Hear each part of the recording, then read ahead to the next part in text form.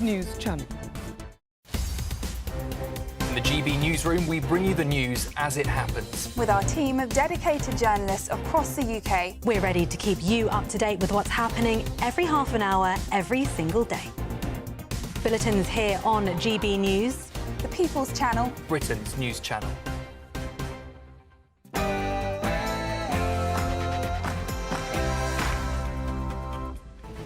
Good afternoon, Britain. It's 12 o'clock on Thursday, the 16th of October. I'm Tom Harwood. And I'm Dawn Neeson.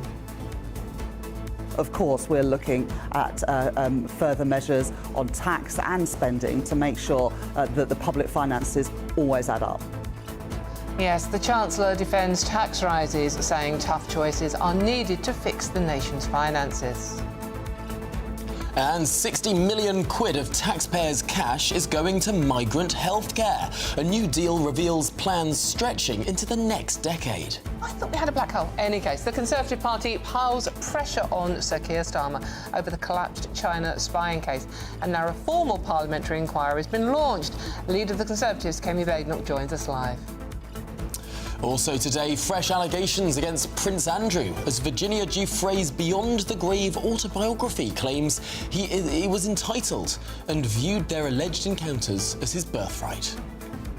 And go woke, go broke. Victoria's Secret has ditched its woke rebrand in its latest show, with the new CEO vowing a return to the brand's unapologetically sexy roots after years of falling sales.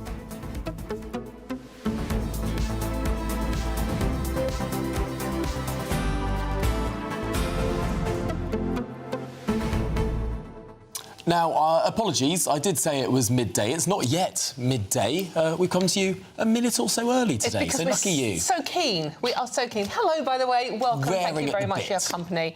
And you are on a challenge today, aren't you? I am. I've got a challenge. We have decided, and I think the country has decided, yes, that this China spy story is fiendishly complicated. Yes, really complicated. I think that actually part of this is that it's not that complicated, but those that want to make it go away want to make it seem complicated. Right. So that you had the Prime Minister throwing all sorts of sort of mud in the water yesterday to try and complicate the situation.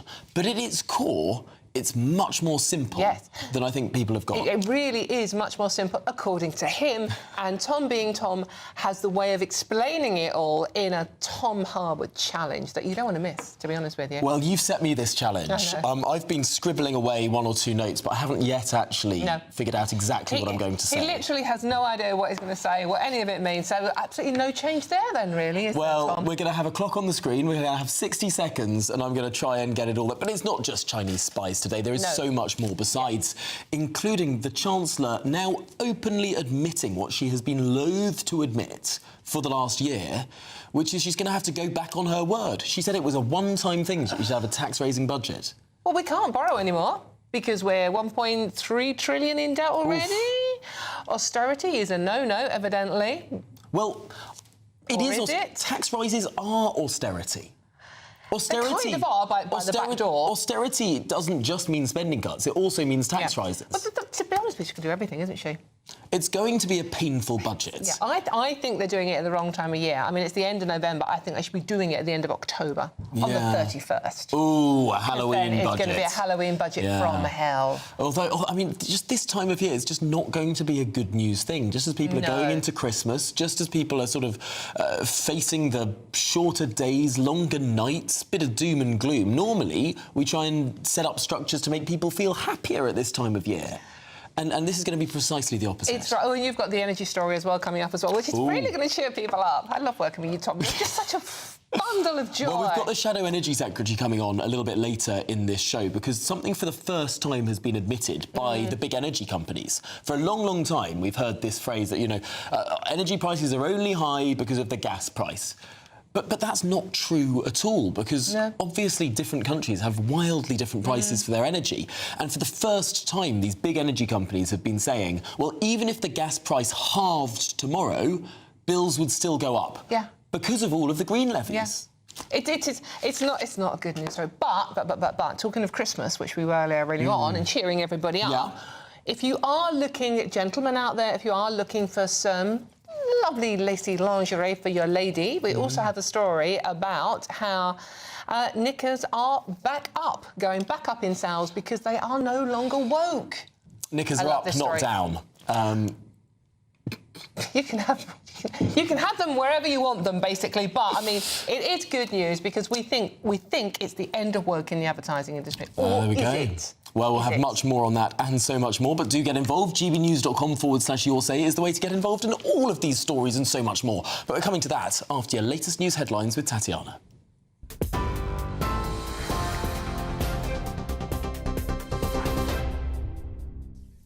Tom Dawn, thank you very much and good afternoon. The top stories. MPs say they'll hold a formal inquiry to discuss the China spying case and the issues that have arisen from it. Committee Chair Matt Weston told the House of Commons that the Joint Committee on the National Security Strategy has decided to investigate the case.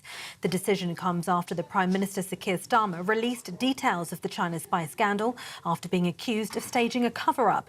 In 3 witness statements, details reveal the civil servant who gave evidence during the trial admitted the UK was committed to a positive relationship with China despite being quizzed about the threat it posed. Sensitive material on the Conservative leadership race was also supposedly leaked. The 2 men accused of spying, Mr Cash and Mr Berry, both denied any wrongdoing after the case collapsed last month. Shadow Chancellor Mel Stride spoke to GB News. The National Security Advisor, you would think, would be across something as significant as this, but the suggestion is that it was all weighted or focused on his deputy, a civil servant. And I think most people would say that just sounds totally incredulous. Look, it does feel a bit like a cover-up. We've had a Prime Minister that just 48 hours ago was telling us that the evidence that's now been released could not be released, and yet changed his position yesterday on Prime Minister's questions. What we are saying is let's get to the bottom of exactly what happened. Let's have that information. Let's have the correspondence, the memos, etc. Around this activity so that we can make a proper assessment. Elsewhere, Rachel Reeves says higher taxes on the UK's wealthy will form part of next month's budget as she shrugged off the scaremongering and bleating of her critics and also stressed her determination to repair the public finances. Speaking in Washington, where she's attending the annual meetings of the International Monetary Fund, the Chancellor told The Guardian there won't be a return to austerity and hinted at tax increases for the most well-off. Health Minister Stephen Kinnock told GB News the UK economy continues to grow because of the decisions the Chancellor has made. The UK was the highest growing economy in the G7 in the first 6 months of this year. We've had 5 interest rates cut. We've seen significant growth in investment thanks to the changes to the borrowing rules that were made. We've seen wages going up, and as a result of the investment that we've been able to do in our NHS thanks to the decisions that the Chancellor made, we've seen 5 million additional appointments, 2,000 GPs on the front line, the best settlement for pharmacy in many, many years. Just some examples of how we're rebuilding our public services thanks to the decisions that the Chancellor made at the last budget. Well, that as the UK economy grew slightly in August, helped by an increase in manufacturing output, according to the latest figures. The economy expanded by 0.1%, the ONS said, after contracting by 0.1% in July. The government has made boosting the economy a key priority and pressures mounting ahead of the budget next month, but economists expect growth to remain sluggish over the next few months. Now, according to a provisional cause of death given at the opening of his inquest, former boxing champion Ricky Hatton took his own life. The 46-year-old was discovered unresponsive by his manager on the morning of Sunday, the 14th of September, at his house in Hyde in Greater Manchester. The details were given during a brief 10-minute hearing as the inquest into the death of the former boxer was opened and adjourned until March next year. His death has sparked a wider debate over whether enough is done to help sporting stars after retirement. 3 men have been charged with raping a woman on Brighton Beach. Police were called to the Lower Esplanade around 5 a.m. on October the 4th after reports a woman in her 30s had been attacked. The force added the 3 men, 25-year-old Abdullah Ahmadi, an Iranian national from Crewe, along with Karin Danasurt, who's 20, and Ibrahim Al-Shafei, who's 25, both Egyptian nationals from Horsham, had been remanded in custody and were due to appear at Brighton Magistrates Court today. And the late sex trafficking victim Virginia Giuffre wrote in her memoir that Prince Andrew was entitled and that he believed having sex with her was his birthright. In the book, Nobody's Girl, Miss Giuffre details her alleged sexual encounters with the Duke of York when she was 17, which have been previously reported. Prince Andrew has always denied the allegations. She also describes her manipulation by Jeffrey Epstein, who took his own life while awaiting trial on sex trafficking charges, and Ghislaine Maxwell, who was jailed for recruiting young girls for Epstein. In extracts reported in The Guardian and The Times, Virginia Giuffre said she was introduced to Andrew in March of 2001 while staying at Maxwell's house near Hyde Park in London. Those are the latest GB News headlines. For now, more from me in half an hour. Cheers Britannia Wine Club proudly sponsors the GB News Financial Report. Here's a snapshot of the markets. The pound buying you $1.3441 and €1.1528. Price of gold, £3,147.99 per ounce. The FTSE 100's at 9,414 points. Cheers Britannia Wine Club proudly sponsors the GB News Financial Report.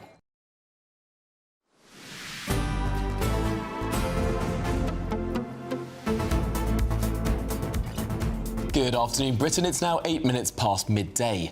And the Chancellor, Rachel Reeves, needs to be bold when she delivers her budget or face a Groundhog Day with more cuts and tax rises next year, a think tank has warned. Yeah, the Institute for Fiscal Studies expects the Chancellor will need to find at least $22 billion next month due to higher borrowing costs, weaker growth and new spending commitments. Well, the director of the IFS added that the situation was largely of the Chancellor's own making. OK, joining us now in the studio is Labour Chancellor for Edkington South and Renishaw, Stuart Fawcett. Stuart, good to see you. Thank you very much. Rachel Reeves appears to be blaming everybody else for the black hole, the literal black hole we're all in. Surely she has to accept some responsibility. I sense a bit of doom and gloom before I came on today, so I want to bring the mood up slightly for GB News viewers. But we are in a difficult financial position. Obviously, when Labour took government, nearly 100% of GDP, so that's the money that we create as an economy is almost the same as how much debt we're in. So if that was a small business and you made £1 million a year, you need £1 million to make that in debt. That's quite a tricky situation, and that's year on year. So that figure really does matter to people's pockets and the cost of everyday goods when we talk about things like inflation that went out of control. But yeah, we've got a difficult situation. We had a financial crash in 2008 and productivity through the floor since then in the British economy. We've had several financial periods and decisions that have contributed to that. So 15 months in, I actually think there's some hope for ambition, and we've got a lot of integrity to back that up. You rightly point out the huge debt burden that this country is weighed down by. But the Chancellor didn't do much to fix that in the last budget. She increased spending in the last budget. She increased taxes, yes, but she increased spending by more. She changed the debt rule to measure debt in a slightly different way so that she could spend even more money. And she said at that time that this was a one-and-done issue. She was going to fix the foundations, those are her words, in that one budget, and she wouldn't need to come back for more tax later on. And now here we are, Groundhog Day, another budget where now the Chancellor accepts she's going to have to do the one thing she said she wouldn't do. I think we just need to look at the integrity of that and what the Chancellor has said, which is about her commitments on those 3 taxes that Labour said they would not raise, which she stood by in that budget. And you're right, spending did go up because the Labour government made a lot of commitments to national infrastructure, whether that's things like the Sizewell C reactor. I mean, even yesterday at the Lower Thames crossing, huge public infrastructure projects that people are going to see the result of. Spending also went up on train drivers' salaries, on the salaries of junior doctors, but £22 billion more into the NHS. Things that the government didn't say that it would do in its manifesto. When Labour stood for office, they didn't commit to any of these figures. Then they get in, they raise taxes by tens of billions of pounds and spend tens of billions of pounds more than they said they would. It looks a little duplicitous. I think we need to come back to the integrity point there as well, which is about the Chancellor's spending rules and the fiscal integrity that she's talked about. There's always going to be the case where you inherit a situation and you have decisions and options that you have to take in front of you. I haven't been privy to what those conversations are. But in terms of what the ask from the British public has been, that has been pretty consistent with what her outlook was prior to the election. So I think when we look at it, and I recognise a few examples you've given there, which is about the decisions you have to make and the people we put in place to make those decisions at that point in time. The very moment, I mean, let's not beat about the bush. The very moment Rachel Reeves took off, she dropped all the promises. She dropped freezing thresholds, widening the scope of inheritance tax and extending national insurance contributions. She said there was a one-off. They clearly can't be a one-off. Don't you think voters would appreciate just a little bit of honesty from the Labour Party now? This is where we are. Man up or woman up, Rachel, and admit we're in a black hole of your own making and you're going to do something about it. Well, I think this is the Chancellor that is doing something about it, actually. Like what? What's she doing? So look at all the money that is going into the economy through these public infrastructure projects, and look at what she also said, which was, I'm going to do something about the COVID money. And if we see on the front page of the newspapers today that the government's now going after all of those dodgy contracts that didn't deliver. Realistically, what do you think the chances are of getting that back? Well, that still needs to be anticipated. Here, but what was the other option? Was the other option to write that off and say that was totally acceptable to the British taxpayer? But it's not going to get us out of the black hole we are facing now. The people watching this and listening to this now, the bills are going to face this winter after the budget. Let's look at that. What do people care about? What do your viewers really care about at the moment? The price of food, the price of energy, and the ability to go on. You know what they really care about? They care about politicians telling the truth. They care about politicians being honest about where we are financially at the situation. What they don't want is a government and Labour representative like yourself coming on and blaming what went before. What we want now is answers about where we are going forward. And I think that's really important. And we're 15 months into this government at the moment. We've just seen a growth in the economy there. And look at what we're choosing to spend that money on. Things like an extra 5 million NHS appointments. Things that people feel every day, and I think that's what's really important. What they did feel when we had Liz Truss's budget, when borrowing shot through the roof. It's all about what happened in the past. But when we go to the doctors and we say we've got this problem, the first thing a doctor does is say, let's look at your history and let's look at where we've come from. Well, I don't know. Most of our viewers can't get to see a doctor, to be honest with you. I'm in that same situation myself. It is very difficult to see a doctor, but I am at least pleased to see that the Labour government is spending money on remedying that issue.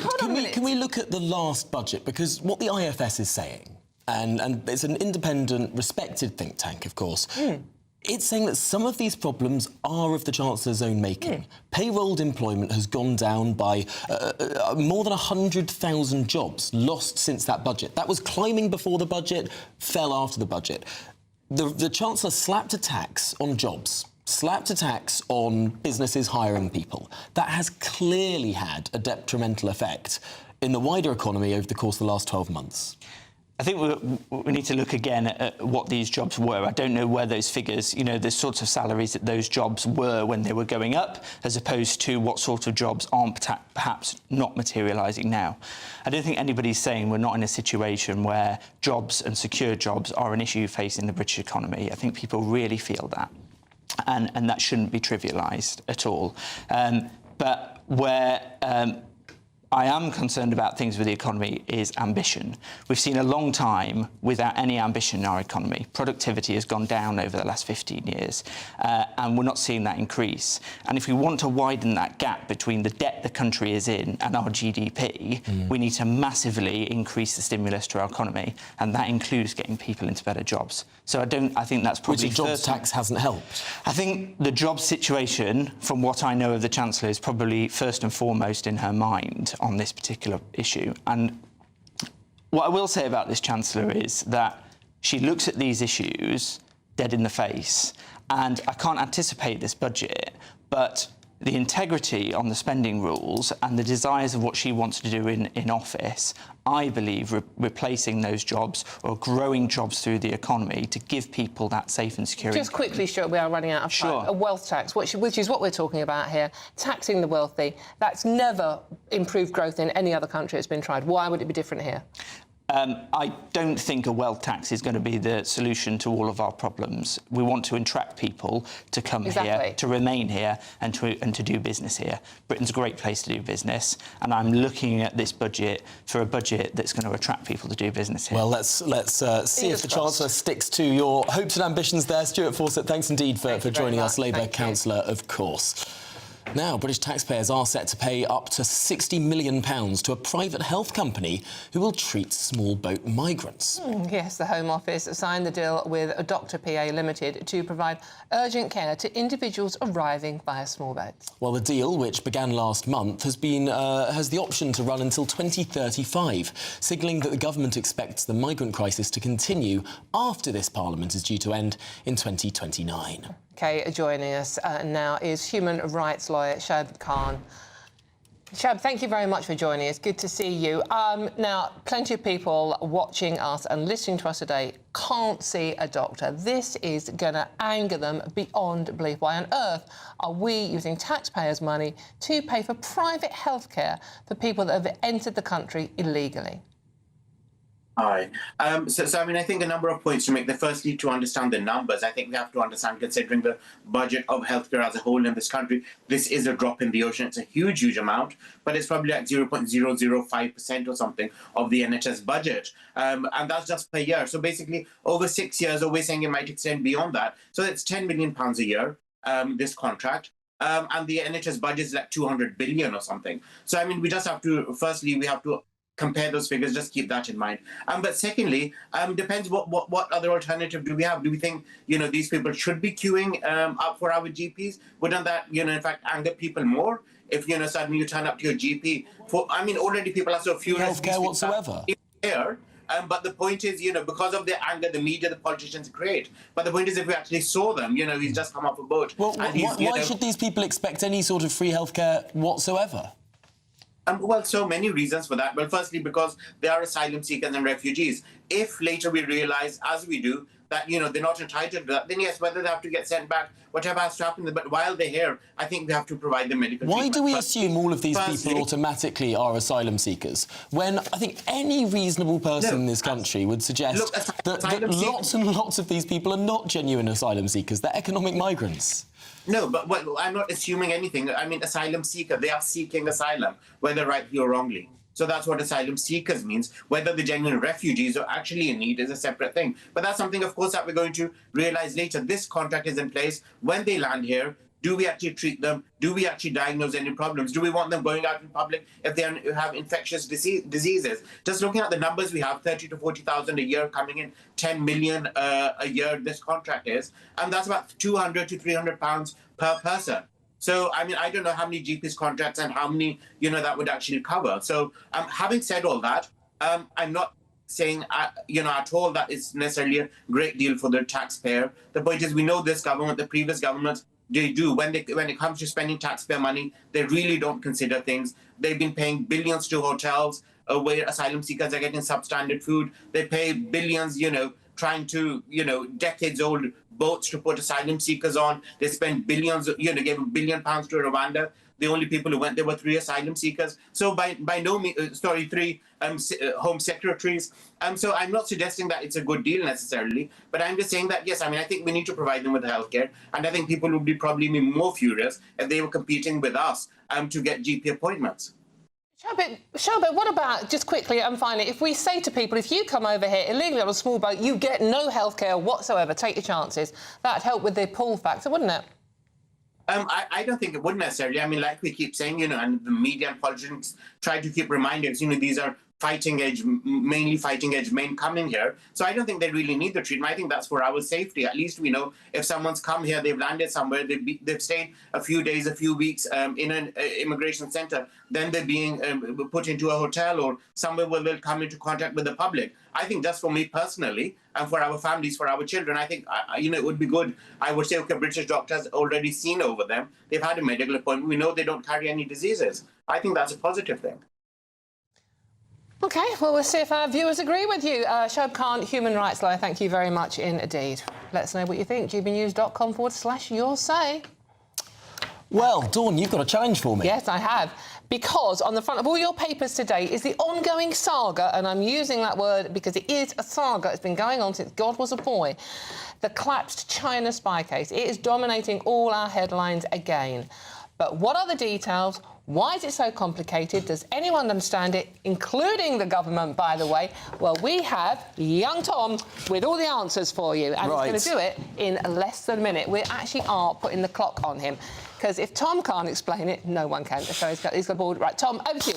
Go. OK, I haven't practiced this. Let's get that clock going. OK, there are two people. Let's call them, well, these are two individuals who have been accused of being Chinese spies. What happened was a trial was due to take place. There's the trial, but in order, under the Official Secrets Act, for this trial to go ahead, for these two individuals to be prosecuted, China would have to be designated officially as a threat. This is the word that we've all been hearing about quite so much over the course of I've spelt threat wrong. Amazing. Well, but there's an R, it's all gone wrong. OK, don't ever try and do this on live TV with no practice. Basically, the government had to try and set this as a threat, to say that China was a threat in order for the trial to go ahead. They didn't bring forward that evidence. The Conservatives say that there is that evidence. The government didn't bring it forward. The accusation is they didn't bring it forward because they want a trade deal with China. Yay! Well done, Tom. Well, I completely messed that up. I'm frankly embarrassed on national TV. There's an R in threat. I wrote theet. I don't know what a theet is or whether China is one. What are those two things at the top of your diagram again? Just refresh me. These are people. These are the two spies. Right, OK. Just curious. Well, I hope that's cleared everything up for you, Tom. Thank you very much. Now, it's time for our Great British giveaway, and I'm giving away Tom Harwood this morning. Lucky you, because I don't want him in the studio anymore. But no, seriously, it is our biggest giveaway to date, and here are all the details you need to make it yours. You get him too if you want, really. Please. You're not going to want to miss our greatest Great British giveaway so far. You could bank an incredible £30,000 in tax-free cash to spend however you like. And if that wasn't enough, you'll also get to drive away in this brand new motorhome. With thanks to Marquis Leisure, this brand new 2025 Benamar Primero could be yours. It comes with all the mod cons you'd expect from a vehicle worth over £74,000 and comfortably sleeps 4 people. This prize package is worth over £104,000. And remember, if you can dream it, you can drive it away. For another chance to win, text WIN to 63225. One entry costs £2.50 plus one standard network rate message. Or text BONUS to 63225. 5 entries cost £5 plus one standard network rate message. Go to gbnews.com/win. Entries start at £2.50. Call 0903 686 3232. Calls cost £2.50 plus your network access charge. Or post your name and number to GB16 PO Box 8690 Derby DE1 9TT. UK only. Entrants must be 18 or over. Lines close at 4 p.m. on the 31st of October. The winner will be contacted live on GB News, week commencing 10th November. Please check the closing time if listening or watching on demand. Good luck.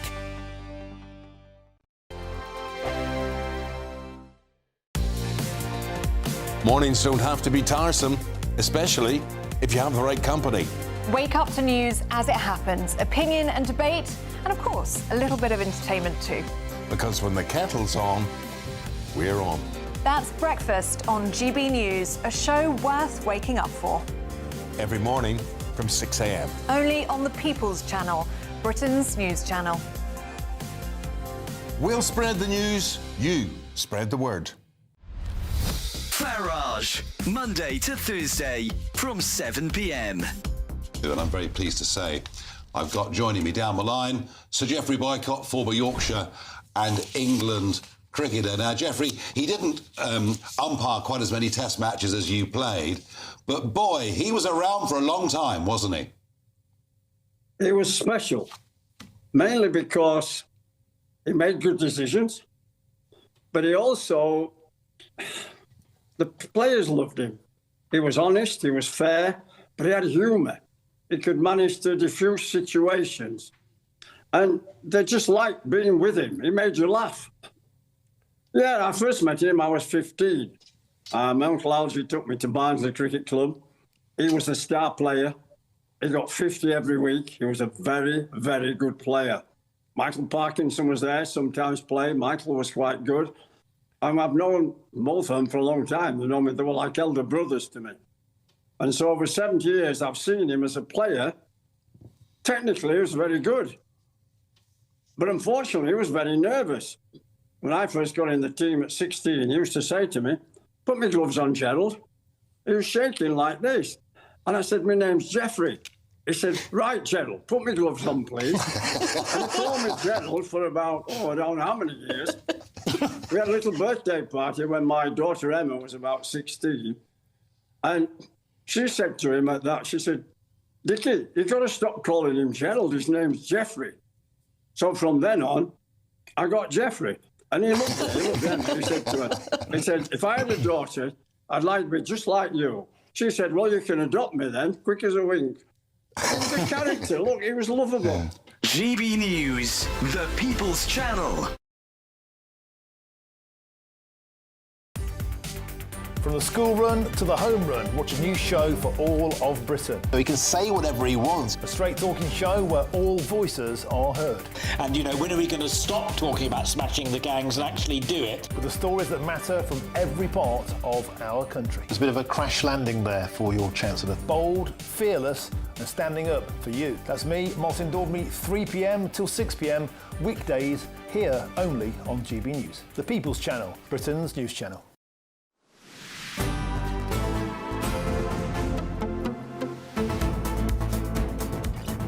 Good afternoon, Britain. It's 28 minutes past midday. This is your quality news channel.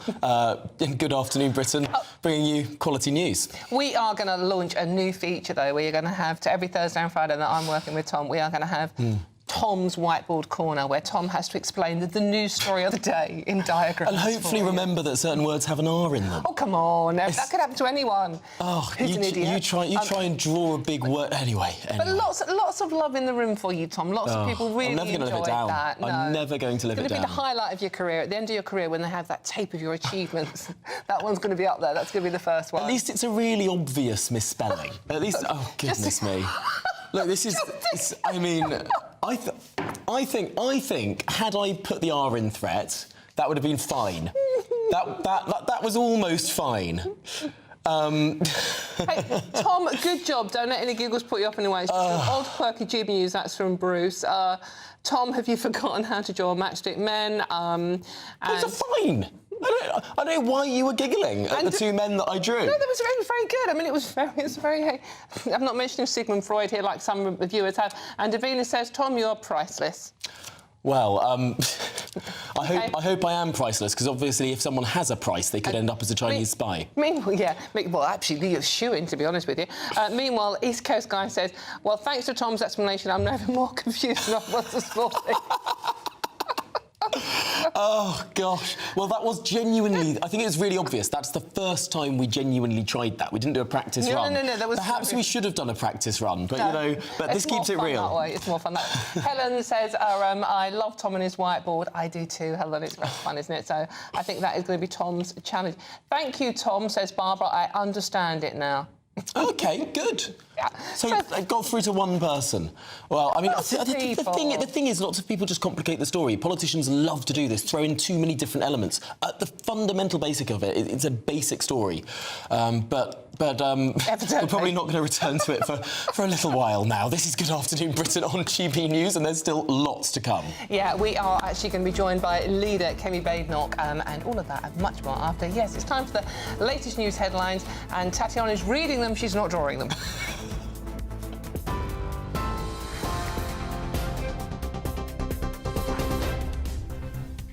Dawn, thank you very much. The top stories this hour. MPs have said they will hold a formal inquiry to discuss the China spying case and the issues that have arisen from it. The decision comes after the Prime Minister released details of the China spy scandal after being accused of staging a cover-up.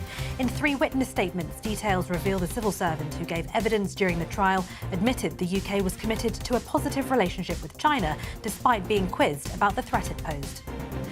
Elsewhere, the UK economy grew slightly in August, helped by an increase in manufacturing output, according to the latest figures. The economy expanded by 0.1%, the ONS said, after contracting by 0.1% in July. 3 men, an Iranian and 2 Egyptians, have been charged with raping a woman on Brighton Beach. Police were called to the lower esplanade around 5 a.m. on the 4th of October after reports a woman in her 30s had been attacked.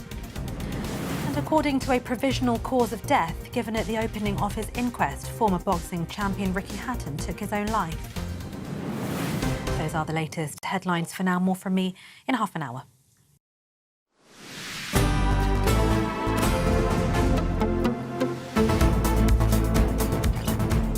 Good afternoon, Britain. Now, a British university has likened the Prime Minister Margaret Thatcher to Adolf Hitler and Vladimir Putin. In a Principles of Management lecture at Leicester University, business students were told that the former Prime Minister was autocratic and shared the same leadership styles as a pair of dictators. Well, former Conservative Education Secretary Sir Gavin Williamson described the comparison as completely out of order. Joining us now is Director of Public Affairs, Adam Smith Institute, Maxwell Marlowe, and left-wing commentator Martin Abrams to discuss this thorny issue. Good afternoon. Good afternoon, gentlemen. OK, let's come to you first, Martin, shall we? This is completely outrageous, isn't she? I mean, Margaret Thatcher's the most respected Prime Minister this country's ever had, surely.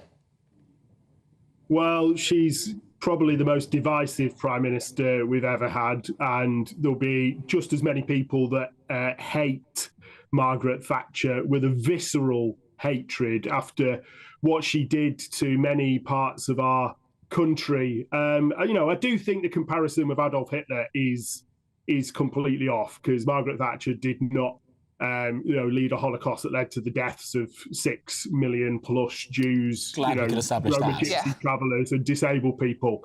But what Margaret Thatcher did was decimate our working class communities. She deliberately used her authoritarian streak and power to destroy the mining community across the UK, and she did so using a militarised police force to crack down on any kind of resistance to those pit closures. If you recall this protest at Orgreave, where she sent battalions of police from the London Metropolitan Police with the instructions to actually go and cause harm and injury to the miners that were protesting, the closure and decimation of their working class communities. Margaret Thatcher was also best friends with Augustus Pinochet, the former Chilean leader that led a militarized coup against the socialist Chilean leader Allende, that led to the deaths of thousands upon thousands of people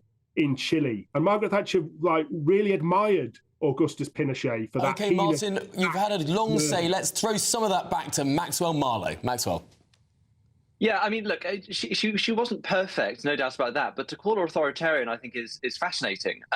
What she also did was, unlike Hitler, unlike Putin, unlike other authoritarian leaders, she returned public capital, well, taxpayer capital, to the hands of workers. So whenever you saw, for example, the privatization of BT, workers at BT were given a golden share. Ask Sid, fundamentally. And she enriched, hundreds of thousands of people working in these companies through share capital. Authoritarians don't do that. It's very clear. Look, I mean, also Martin's right. Orgreave was not her finest hour, but When you look at the state the country was in, where we had to close those pits because they were just too expensive. We ended up buying in coal from Poland, which was much cheaper. So to call her an authoritarian, I find baffling. Also, on the point, she never invaded another country. She only saved, for example, the Falkland Islands, which was being invaded by fascist dictatorship in Argentina. Now, luckily, that probably won't happen again for some time.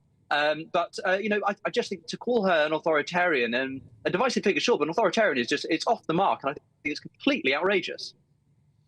Martin, maybe you could say she had the courage of her convictions, which many prime ministers ever since have lacked.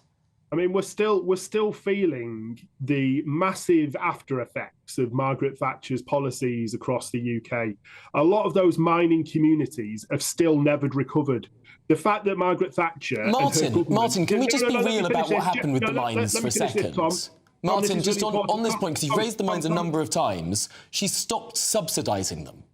Do you think we could live in a world today where the British taxpayer is paying money for uneconomically productive mines, and we send people down the mines to dig out coal that they can't sell for a profit? Do you think that's a reasonable situation for the country to be in? I was just coming to that point, because what Margaret Thatcher didn't do was provide any kind of just transition to another industry for those miners. She threw them on the scrap heap. And generations of miners were left to absolutely rot in their communities without any prospects for their future at all. So now you're in favour of closing the mines, but only if there are... 50 years on, those communities are still feeling the after effects of that deindustrialisation.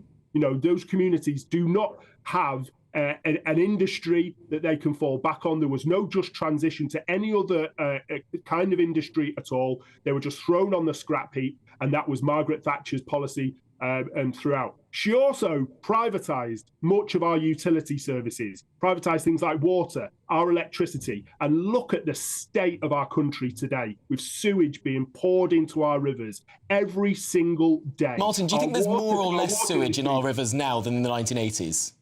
No, Tom, our water industry is an... Do you think there's more or less sewage in our water than there was in the 1980s? Tom, you're a brave man to defend the privatised water industry. No, Martin, it's a simple question. Do you think there's more or less?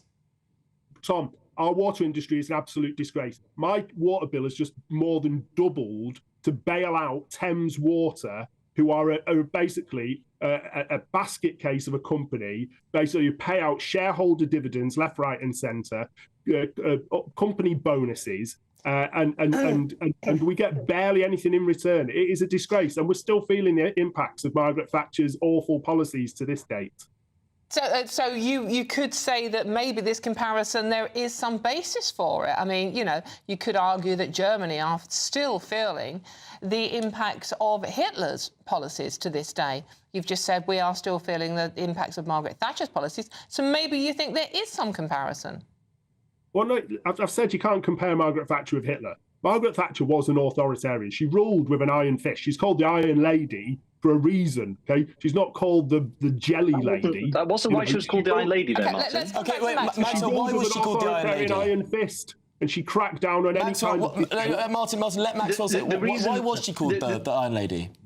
Yeah, the reason she was called the Iron Lady, it was actually a jibe made by the Soviet leader, because, of course, as a champion for freedom, she brought down the most bloodthirsty authoritarian state that humanity's ever known, which is the Soviet Union, which, in proper authoritarian fashion, drove tanks into Hungary and killed students, or drove tanks into really anywhere that tried to have a protest or have a different choice in how they wanted to be governed. So that's why she was called the Iron Lady, and you can read any history book you want, Martin.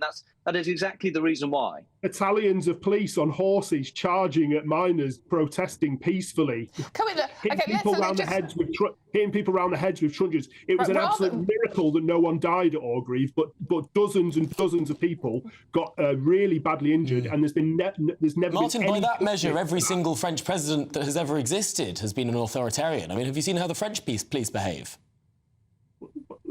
Tom, that is a ridiculous comparison, okay? We are two very, very different countries. That was about protecting a key industry that Margaret Thatcher did not have any transition or just transition towards. Did you want to transition away from the industry, or do you want to protect it? Pick one. These were working class people trying to save their communities, trying to save their jobs, and Margaret Thatcher ordered the Met Police to charge into them on horseback, cracking skulls, trampling people, and there's never been any justice for that. And I'll go back again. Margaret Thatcher's approach to Augustus Pinochet. Pinochet was a dictator. He murdered so many people. She remained best friends with Augusto Pinochet until he died.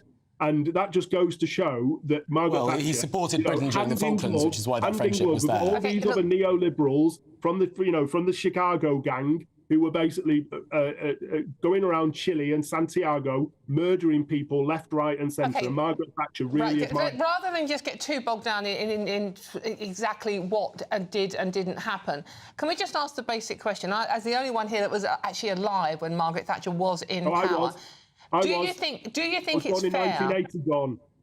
Do you think it's fair that young students are being encouraged to think of Margaret Thatcher in the same bracket as Hitler?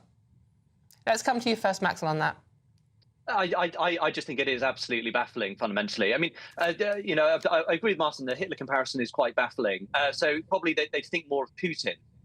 But even then, the comparison is just so far off. And I think Martin's right. Actually, we're not France, we're not Italy, etc., etc. We are a very different system.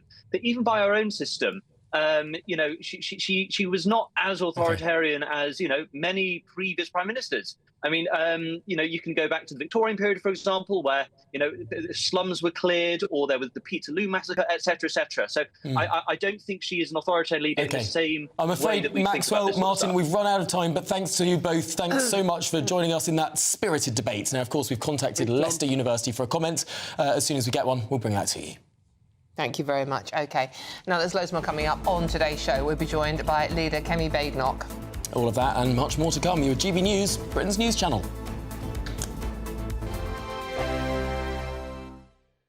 Hello, very good day to you. This is your latest GB News weather update from the Met Office. Now, it is going to be mostly dry through the rest of today, but also largely cloudy. Lots of grey sky around because we have high pressure across us, keeping the winds largely light, but it's also trapping some moisture, which is why there's so much cloud around. And for many, that's not going anywhere particularly fast. That being said, there is some sunshine across central parts of Scotland in particular, also some sunny spells towards Shetland. Elsewhere, a largely cloudy theme this afternoon. Mostly dry, though, just a few spots of rain towards the far southeast of England and also towards some northern parts of Scotland, Caithness, parts of Aberdeenshire, for example, as well. Where you're stuck under the cloud, a bit of a chilly, cool feel to things, but temperatures around average for the time of year, feeling warmer in those places where we get that sunshine breaking through. As we go through the end of the day, still some damp weather across some parts of northern and eastern Scotland, but most areas of Scotland actually dry and some late sunshine as well for a few places too. Cloudier, though, across many other parts across Northern Ireland. Much of England and Wales, a largely grey end to the day and mostly dry, but still a few spots of rain towards some parts of East Anglia and towards coastal parts of Kent as well. As we go overnight, a few showery bursts across parts of northern and eastern Scotland still, maybe a few showers pushing into some North Sea coastal parts and also towards the southwest, but most places staying largely dry. The cloud breaking up a little bit, and so where we get that cloud breaking up and the clear skies and light winds, temperatures for some could drop close to or around freezing perhaps in some places, otherwise the cloud stopping temperatures from falling too low. And then for many tomorrow, a similar day, some brighter skies in a few places, particularly across some parts of northern England and even across parts of Wales, maybe some parts of the southwest of England. Whilst there will be a bit of rain here, there could also be some sunshine breaking through. Otherwise, again, another largely dry day, often quite cloudy and feeling a bit cool under that cloud as well. Bye-bye.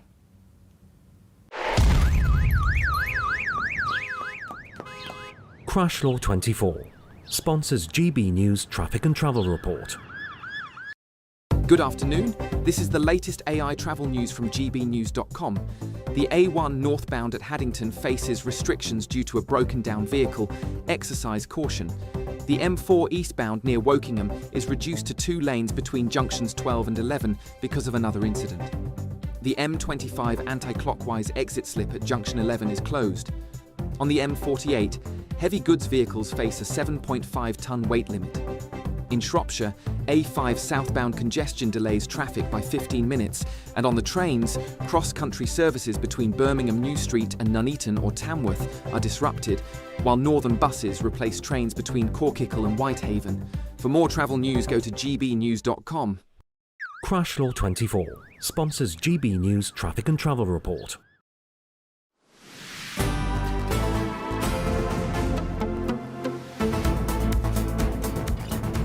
Good afternoon, Britain. It's 1:45. Now, the Chancellor, Rachel Reeves, is raising Britain's taxes at the fastest pace in the G7.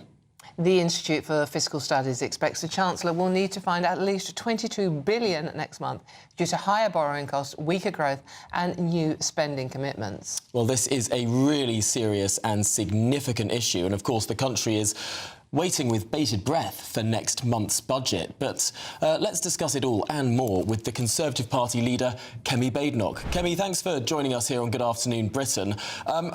What do you expect the Chancellor to put forward in her budget next month? We've heard from the IMF, we've heard from the IFS. What do you expect? Well, Rachel Reeves has made a huge mess. She doesn't know how to clean it up, so she's going to ask us to clean it up, and that means more tax rises. There is no other way that she is going to do anything else. What she should be doing is cutting spending. We have outlined £47 billion of savings that she could find. We effectively put out a shadow budget at our party conference. If she had any sense, that's the sort of stuff she would do, but I doubt she will. I think she's just going to come back with more and more tax rises. I mean, Kemi, when you said cutting stamp duty at the conference, it was incredibly well received by many, many people, certainly by our viewers. It didn't give you that boost in the polls, though. Are you surprised by that? No, because I'm not focused on polling. I'm focused on doing the right thing. Polls move around for different reasons. What I have to show is what the Conservative Party stands for. We are a party of aspiration. We believe in people getting on. We're for all those people who are going out there, working hard. They want to put roots down, they want to start families, and they can't do so because of all these taxes in their way. Stamp duty being one of the very worst. That's why we want to abolish it. Now, you're only abolishing it, of course, on primary residences, not for second homes. Was that a bit of a dig at Angela Rayner? I think Angela Rayner wished that we could have brought that policy in before she got into such a mess. But the bottom line is that we are pushing that a stronger economy and a stronger borders is what the public are asking for. We're the only party that has both the competence and the courage to deliver it. We're going to need to take some tough decisions on borders. That'll help with social cohesion, tough decisions on our economy, cutting spending where there's a lot of waste. People who need to be out there working aren't working. We want to help them get to work. Those are tough decisions. Labour doesn't have the stomach to deal with them. Reforms plans tend to fall apart when people start asking questions. We want people to look at our plans. They stand up to scrutiny. People like them. We are showing what the Conservative Party is about and who we stand for. Kemi, Rachel Reeves, for the financial mess we're in, has blamed literally everybody for the fact that she is going to have to put up taxes in the budget, including the Tories and Brexit and Nigel Farage, obviously. But does she have a point? Because this hasn't all happened in the past year. Do you accept that the Tories have some blame for the financial mess we're currently in? We are in difficult economic times. We had to contend with dealing with a changing economy when we left the EU, but also a pandemic. We spent about £400 billion. We paid people to stay at home during the pandemic.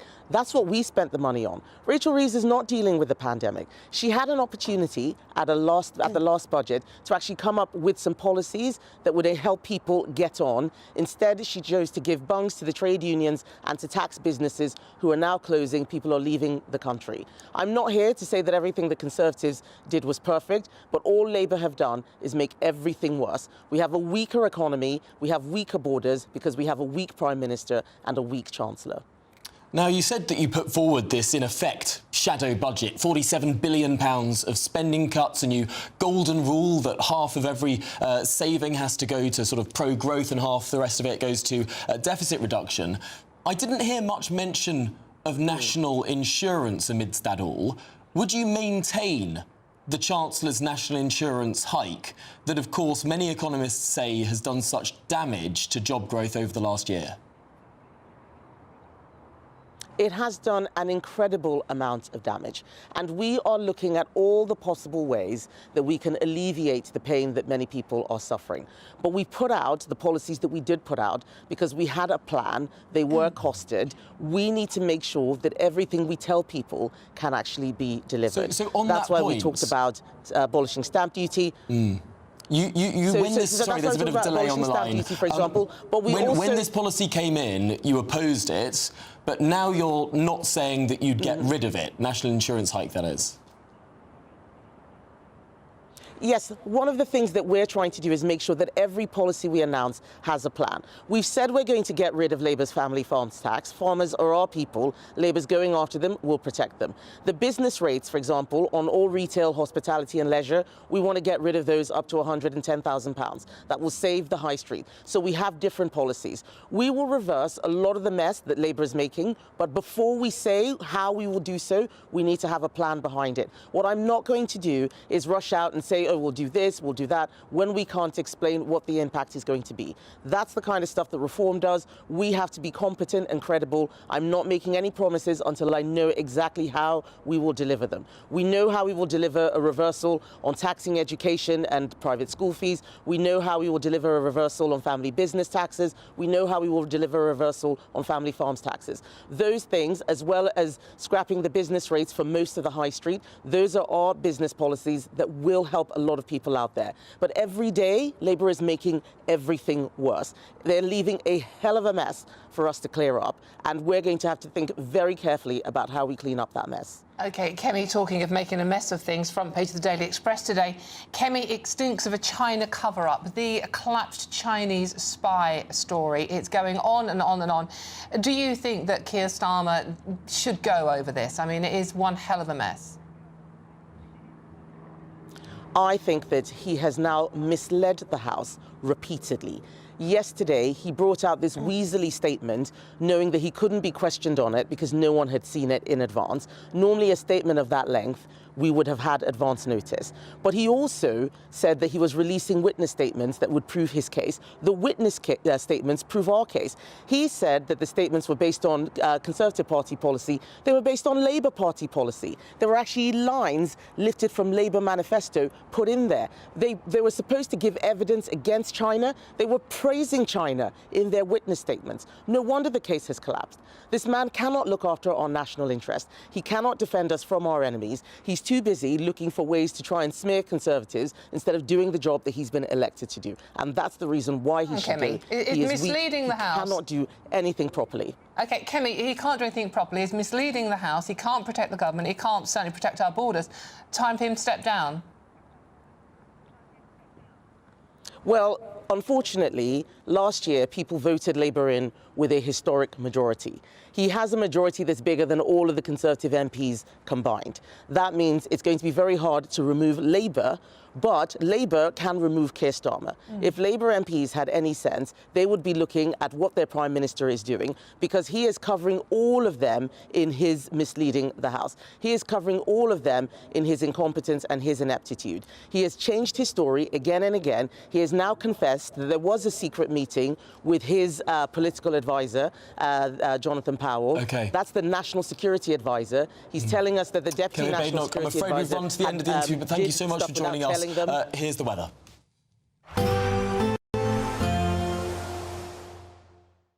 Expect warm spells with the odd rude interruption. Boxed Boilers sponsors the weather on GB News.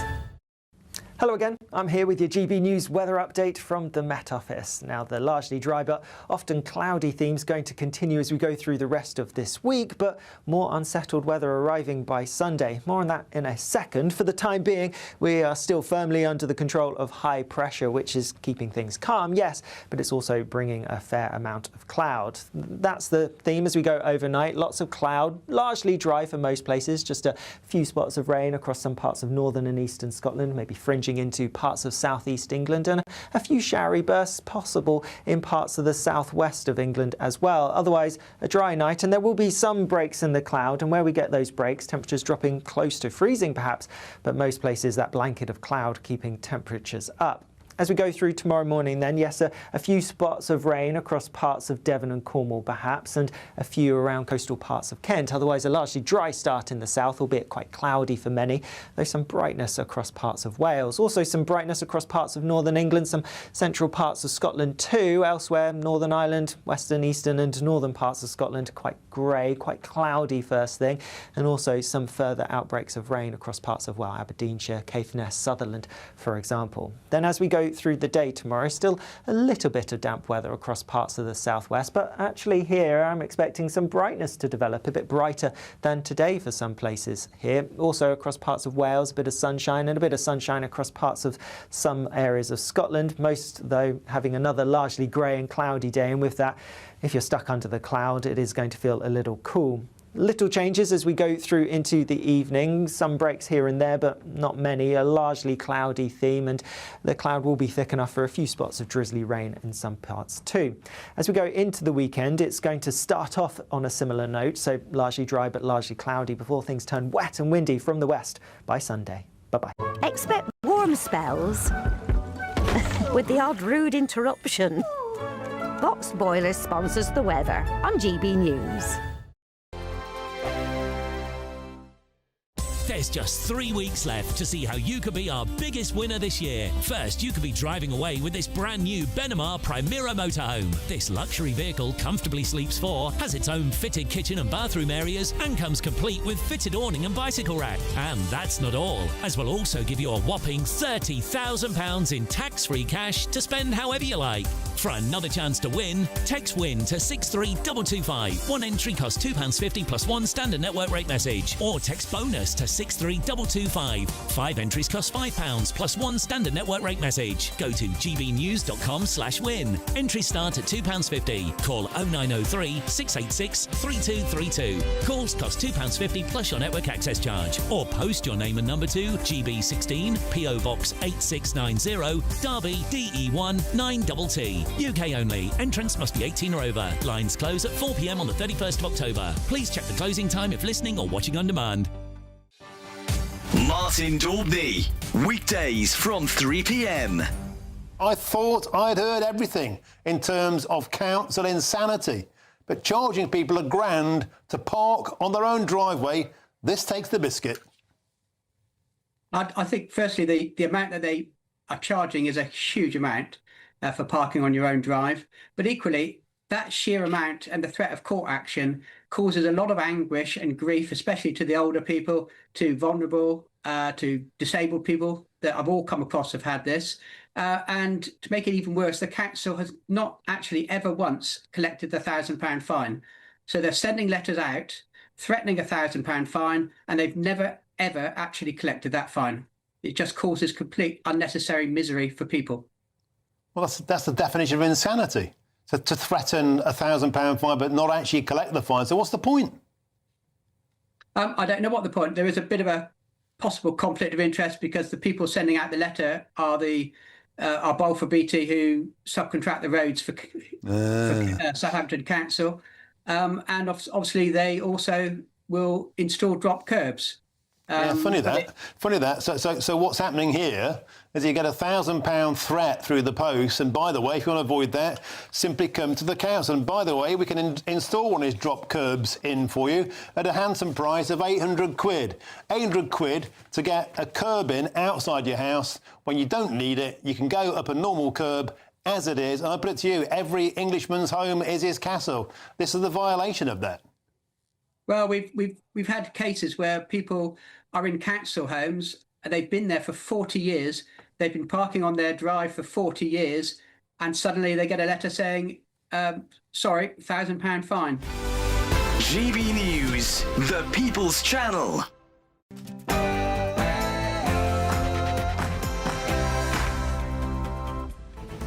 Good afternoon, Britain. It's 1 o'clock on Thursday, the 16th of October. Here's Tom Harwood and I'm Dawn Neeson.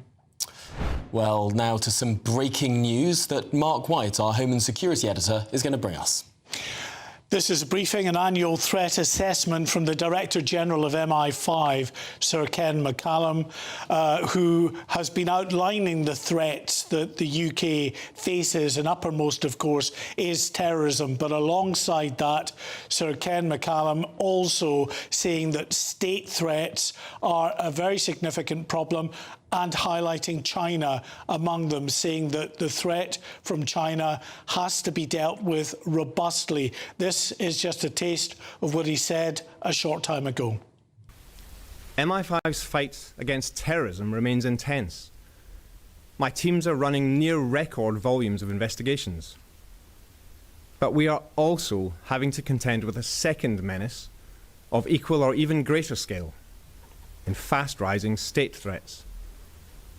In 2025, a more hostile world is forcing the biggest shifts in MI5's mission since 9/11.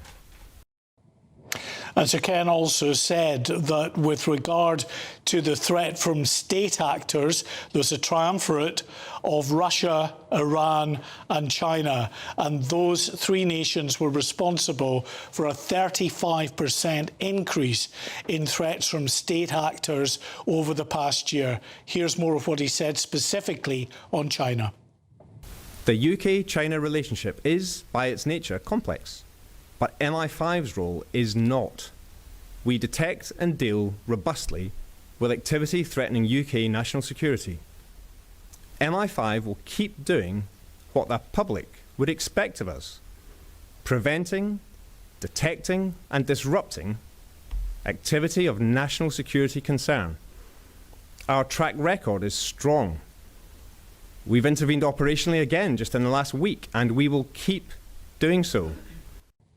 So that another major breaking element of the speech, confirmation that MI5 intervened operationally in a state threat from China just in the past week. Now, clearly, Sir Ken McCallum was asked to try and elaborate on that. He couldn't, but he did say that that state threat did not involve the UK Parliament or a parliamentarian, but beyond that, he would not go. But of course, it comes against the backdrop of the political row that is raging at the moment over the collapse of this China spy case, the suggestions, the accusations that there may have been government interference, something that is denied, of course, by Downing Street.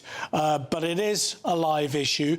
And here you have one of the most senior securocrats in the country telling us that China is a threat in terms of, he didn't specifically say China is a threat, but he did say, when asked whether he defined China as a threat, he said there is no doubt that there are individuals acting on behalf of the Chinese state that do pose a threat, and that they, MI5, will continue to act robustly. And interestingly, he adds a line in his speech where he says, I am born and bred MI5, and I will tackle the threat wherever it comes from. That specifically relating in the segment of the speech that talked about China. Now, that is really significant, given what we've seen in the House of Commons this week, given the Prime Minister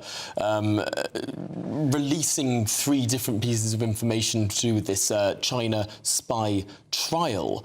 But the very fact that the head of MI5 is saying that this very week there's been a Chinese threat that has been thwarted by our security services, while the government is prevaricating over whether or not it could tell a trial that China is a threat, I mean, this just seems like the government isn't talking to itself. I'm sure from a sort of political point of view, as far as the government is concerned, this is not helpful intervention. However, this is his annual speech.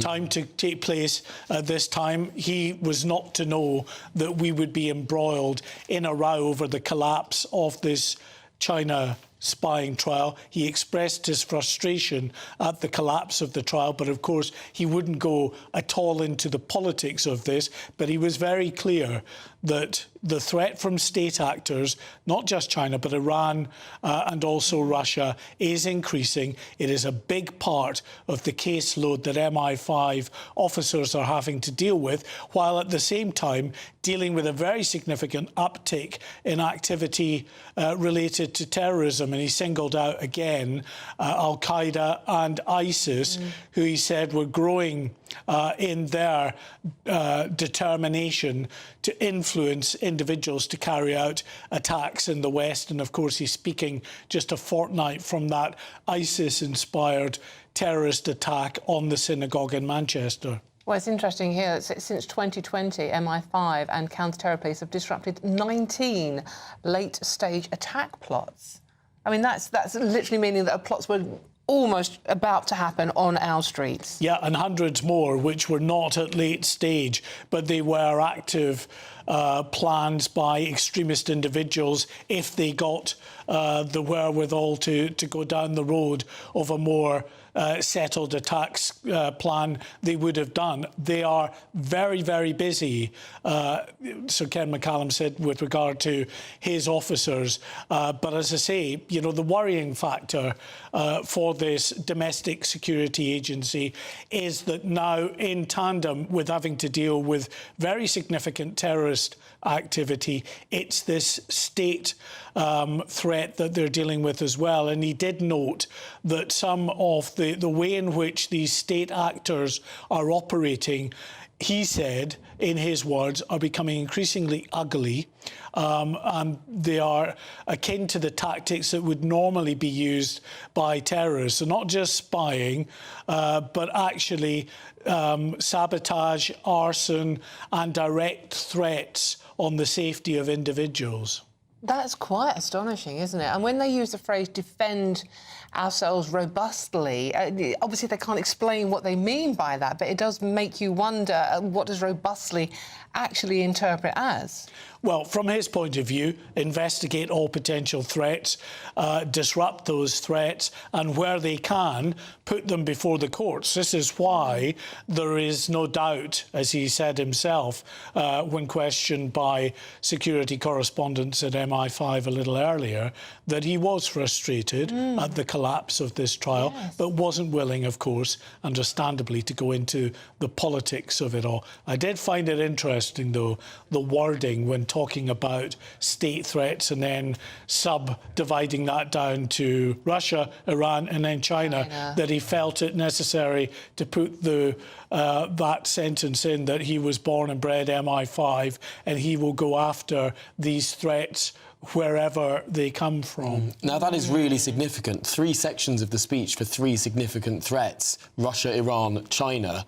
I mean, that is as clear as day that the security services do view China, Chinese actors, Chinese state-based actors as a threat, as a significant threat to our national security. Yes, I mean, he did say that the relationship with China was complex, but there is no doubt that individuals acting on behalf of the Chinese state are involved in activity that is threatening the UK. It's almost a distinction without a difference, isn't it? The Chinese state, individuals acting on behalf of the Chinese state. I mean, surely every state is just individuals acting on behalf of the state. I mean, a state is a legal fiction. Why that distinction without, in my view, a difference? Well, you'd have to ask him that. But as I say, he's worded it the way that he wanted to word it, realising that he's, you know, trying to tread a very fine line of not stepping over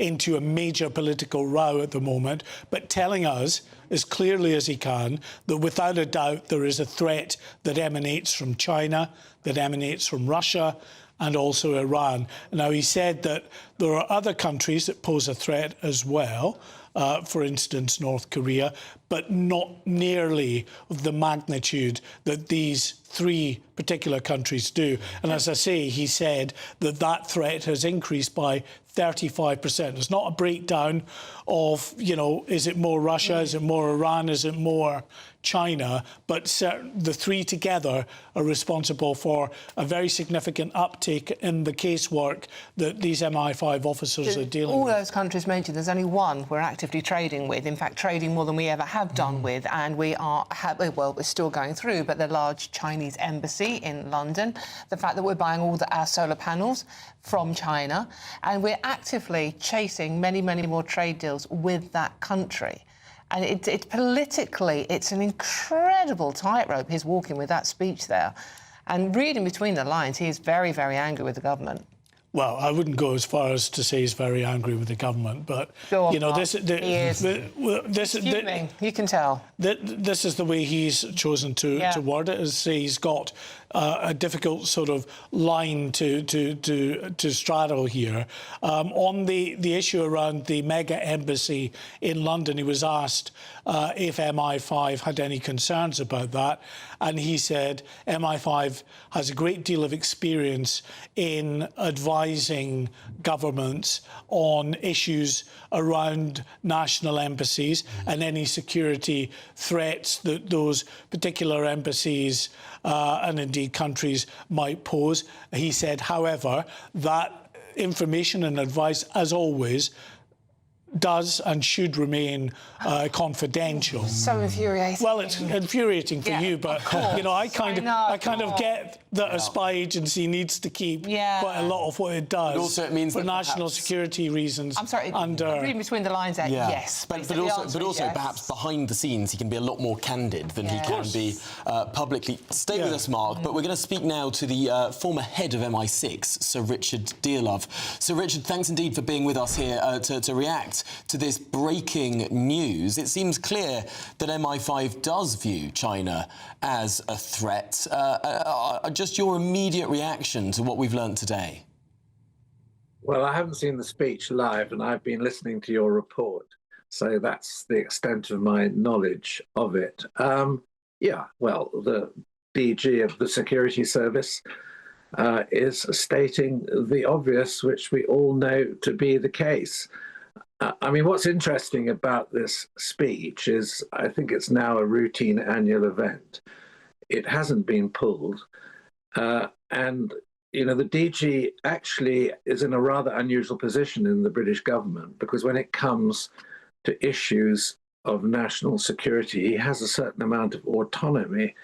And this is, I think, respected by governments. I mean, he can make decisions which do not, as it were, need political clearance in certain circumstances.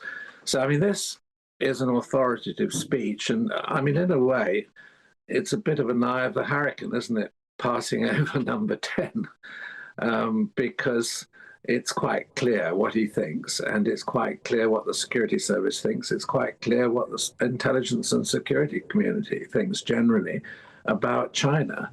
And I just can't understand how the government got themselves into the hole that they're in now. And, you know, if you're in a hole, perhaps stop digging, because the three witness statements that were released make the situation worse as far as the government's concerned rather than better.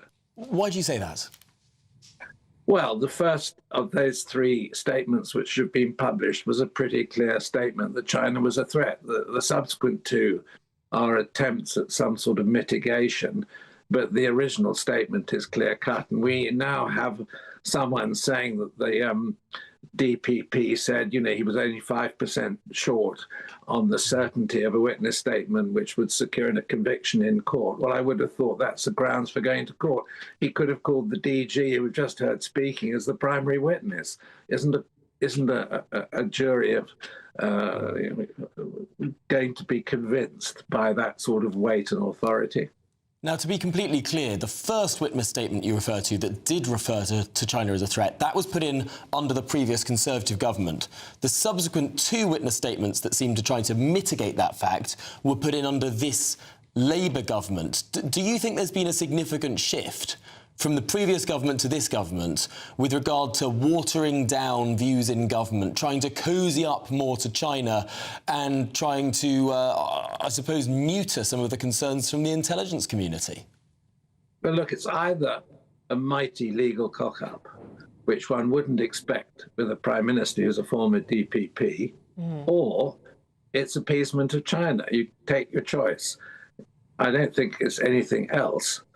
And it's, look, I'm so frustrated talking about this because it's such an obvious fact that China is a threat. You know, they steal our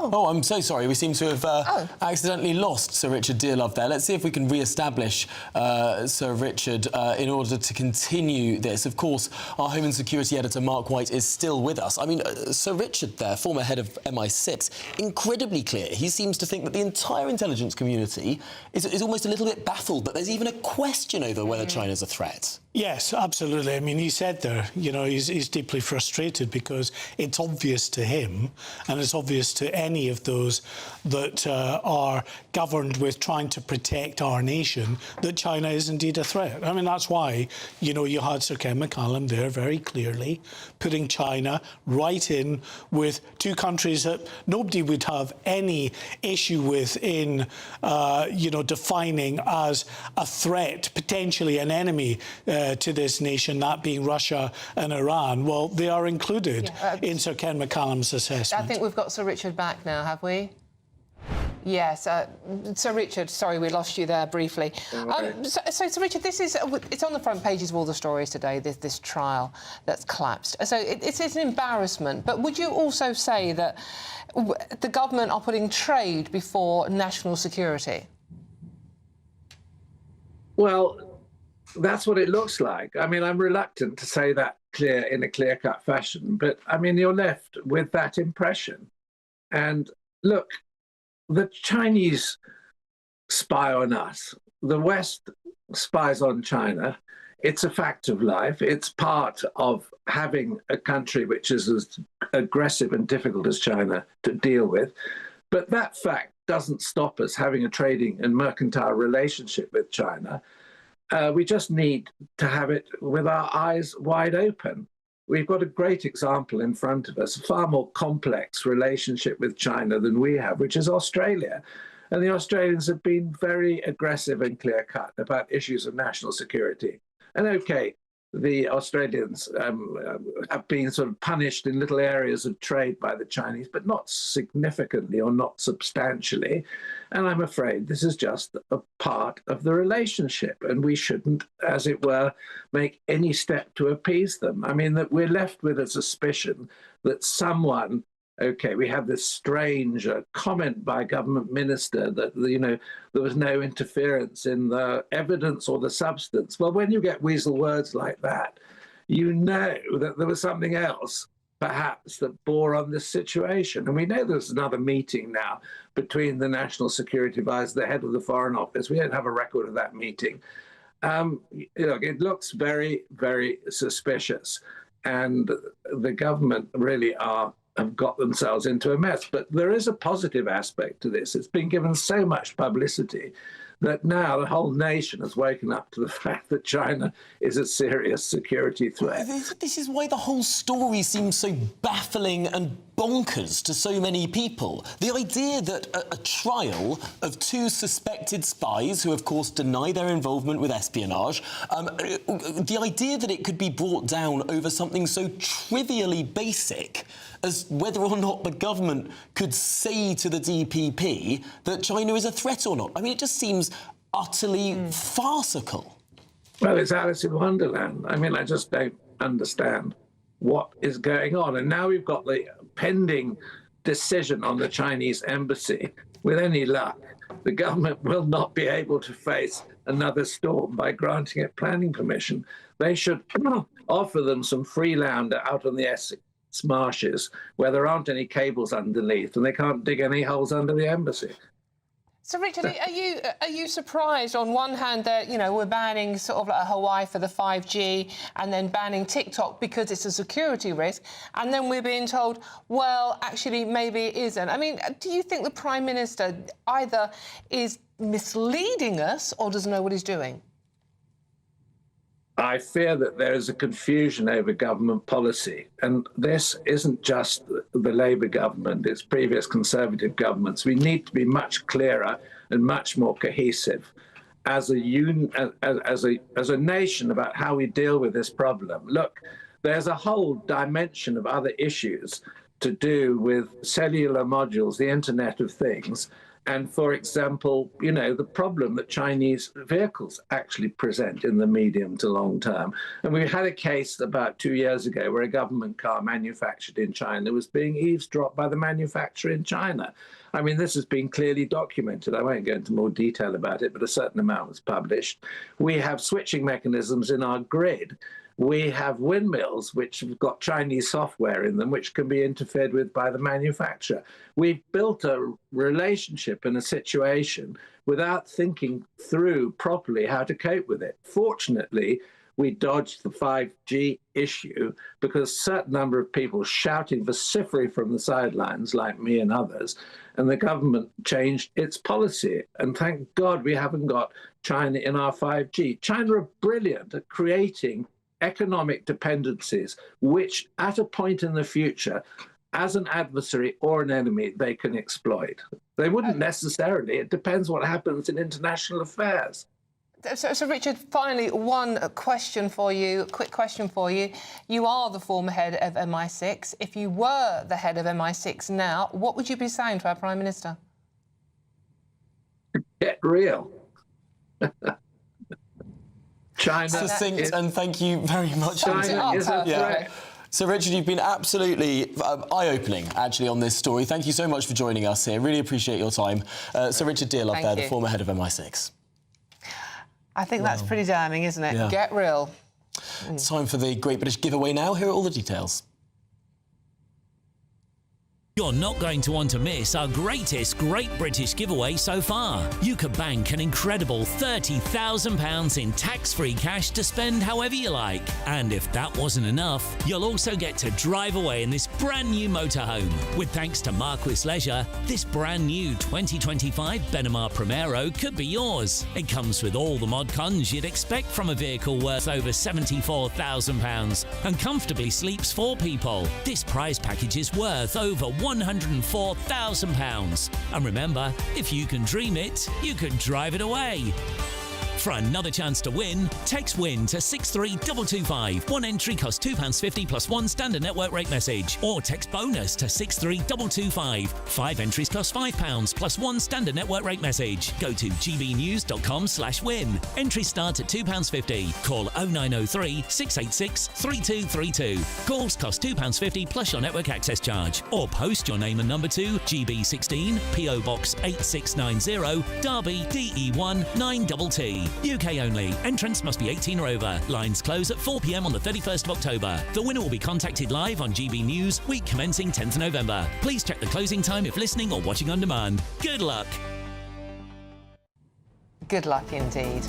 Well, this is Good Afternoon Britain. Lots more still to come. Indeed, a warning for Rachel Reeves to be bold in her budget or risk more tax cuts. Sorry, risk more tax rises, I should say. Oh my God. Tax cuts, if only. If only. Well, but after the break.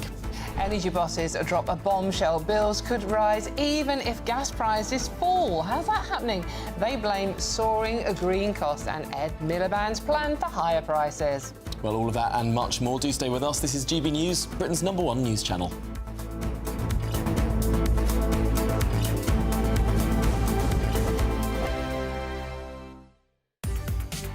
From the school run to the home run, watch a new show for all of Britain. He can say whatever he wants. A straight-talking show where all voices are heard. And, you know, when are we going to stop talking about smashing the gangs and actually do it? With the stories that matter from every part of our country. There's a bit of a crash landing there for your Chancellor. Bold, fearless and standing up for you. That's me, Martin Daubney, 3 p.m. till 6 p.m, weekdays, here only on GB News. The People's Channel, Britain's news channel. Westminster's full of talk, but out here, it's the real world. Am I allowed to talk now? No, that's it. This is where it matters, real people and real lives. That's what politics is all about. In fact, has Trump made a good start? No. Straight answers, no spin, and just a couple of pints. How many fingers have I got up? About 10. So join me for Lee Anderson's Real World every Friday at 7 p.m. only on GB News. The People's Channel, Britain's news channel. Britain was once the envy of the world. But look around. A nation that no longer knows what it is or where it's going. A country that's broken. How do we fix Britain? How do we bring it back? Friday night with Matt Goodwin at 8 p.m. only on GB News. You want to know what's really going on in the corridors of power? Labour don't know what to do with you half the time, and that makes you quite lethal in the chamber. Get behind the headlines with Chopper's Political Podcast. Join me, Christopher Hope, as I sit down with the great and the good of British politics. We'll see where this ruling takes us. These are the stories shaping our nation. Chopper's Political Podcast, available now on all platforms. Listen in and stay ahead. At GB News, we love to hear from you, our loyal community. So drop us a line at gbnews.com/yoursay. There you can talk to each other and also to the presenters live on air. gbnews.com/yoursay, because GB News is your channel, Britain's news channel. Hi, I'm Michelle Dewberry, and my show is your opportunity to cut through all the noise and dive in headfirst to some robust debates. Ideas clash. Situation, no, isn't it? No, because the failure is you're deliberately avoiding my point. Nothing's held back. And if you think this is the end of it, wait for more. And we do not shy away from the difficult stuff. Sometimes I want to shake people and say, if only you understood. So join me on Jubes & Co. weeknights at 6 p.m. only on GB News, Britain's news channel. Join me, Nana Akua, for an informative, interactive news programme with a difference. It's fun. No, he didn't say that, though. I'm so surprised. I think there's an element of truth to that. Join me from 3 p.m. every weekend, only on GB News, Britain's news channel.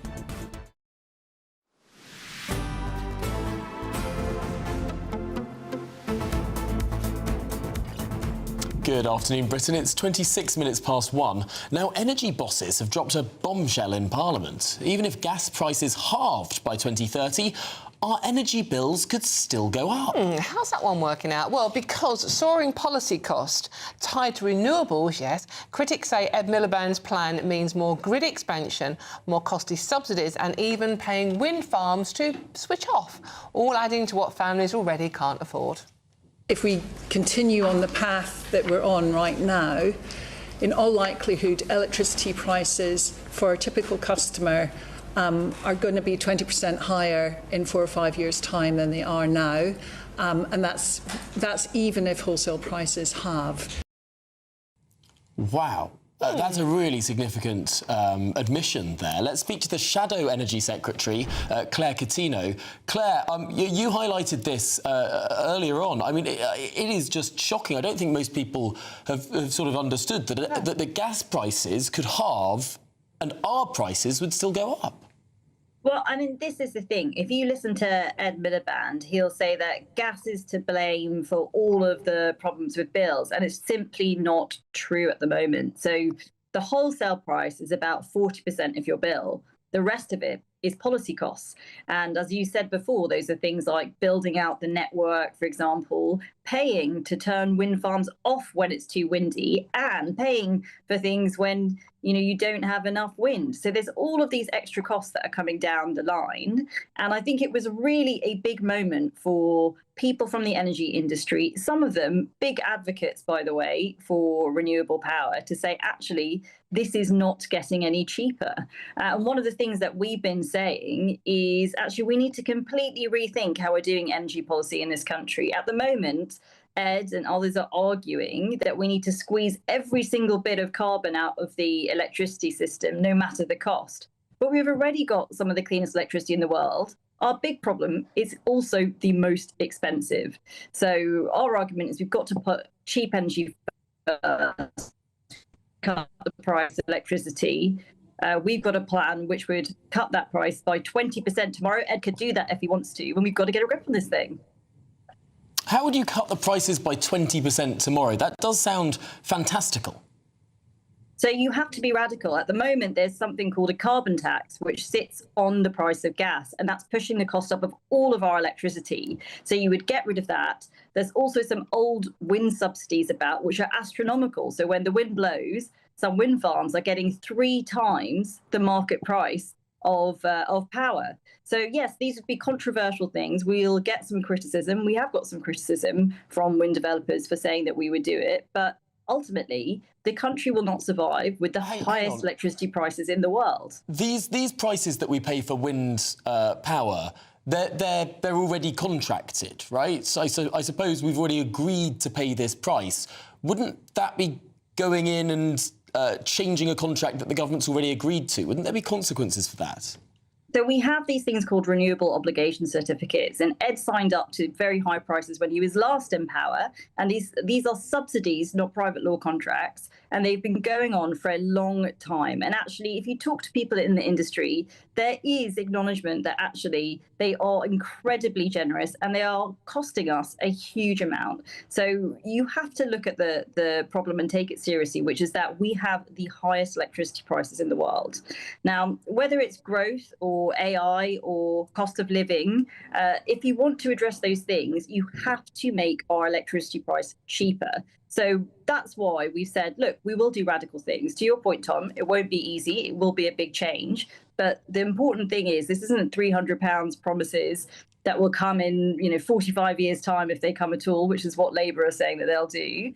This is something that they could do tomorrow. It's in the gift of ministers. And if you think it is a huge problem that we have these enormously high electricity prices, as I do, then there is no excuse not to do it.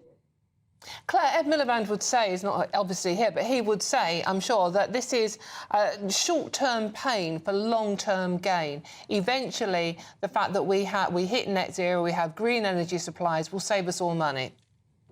Well, I would argue it's just simply not true. So you have to do a huge amount of things. Firstly, you are signing up to contracts this year which last for 20 years that are much higher than the current cost of electricity.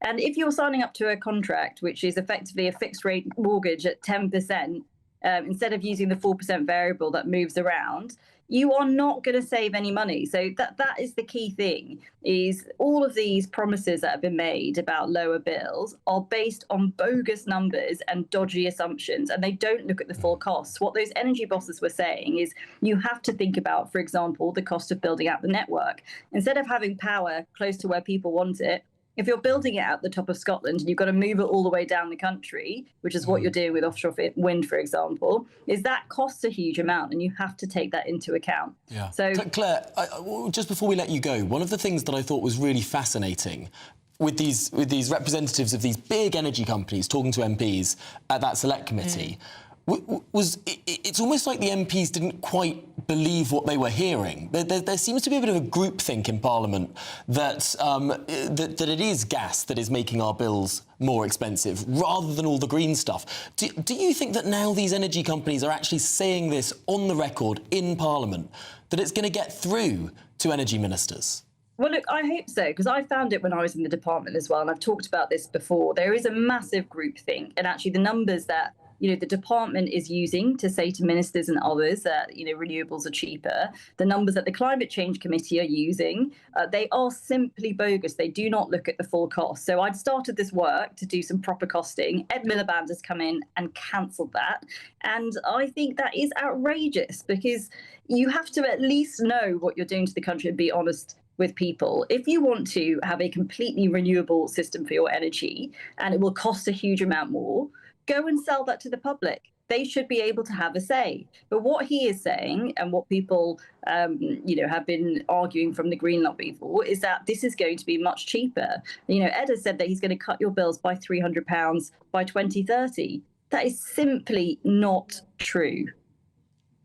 OK, thank you very much. That's Shadow Secretary for Energy, Security and Net Zero, Claire Cortina. Thank you very much for joining us, Claire. Really significant moment there. Very much so, isn't it? I just, everything we talk about, every story we link to politics and we talk about it, I just think, are they lying them to themselves? Are they lying to us? Or do they simply not understand it themselves? Well, I think for the first time now, you've got those energy companies telling the truth.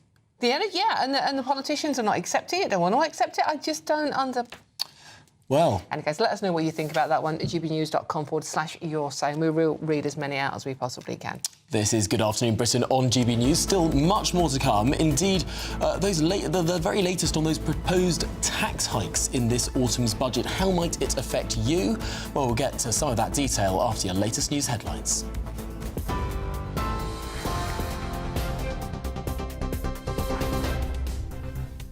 Tom, thank you very much. The top stories. The UK needs to defend itself robustly against security threats from China. The head of MI5 has warned, as he revealed the agency intervened operationally against Chinese-related activity in just the past week. GB News has been told the operation does not involve a state threat to the UK's Parliament or any parliamentarian. That's as MPs say they'll hold a formal inquiry to discuss the China spying case and the issues that have arisen from it. The decision comes after the Prime Minister has released details of the China spy scandal after being accused of staging a cover-up. Downing Street says it would have been absurd for the Prime Minister to step in after being told the China spy case was going to collapse, stressing that the case was a criminal matter for the Crown Prosecution Service to handle independently. The UK economy grew slightly in August, helped by an increase in manufacturing output, according to the latest figures. The economy expanded by 0.1%, the ONS said, after contracting by 0.1% in July. 3 men, an Iranian and 2 Egyptians, have been charged with raping a woman on Brighton Beach. Police were called to the Lower Esplanade around 5 a.m. on the 4th of October after reports a woman in her 30s had been attacked. Those are the latest headlines. For now, more from me at the top of the hour. Tune into GB News Radio wherever you are. Online, on DAB digital radio, on TuneIn, on Radio Player and on your smart speaker. Just say, play GB News.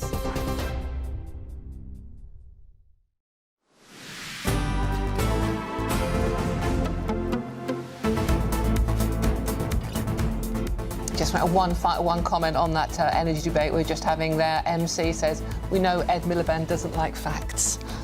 Well, he's not here to defend himself, but that's your opinion. He does come on GB News once a year. Yeah. Once a year, and it's always about for 2 minutes with Christopher Hope at Labour Party conference. He grabs him with a microphone and we get our annual Ed Miliband interview. There's some questions, I think some more questions to squeeze into that one next year. Very many, yeah, absolutely. OK, and there's loads more coming up on today's show. Go woke, go broke, yes, that old phrase. But this time it's Victoria's Secret, which has ditched its woke rebrand in the latest show, with the new CEO vowing a return to the brand's sexy roots after years of falling sours. Well, all of those sexy roots and much more to come. You're with GB News, Britain's #1 news channel.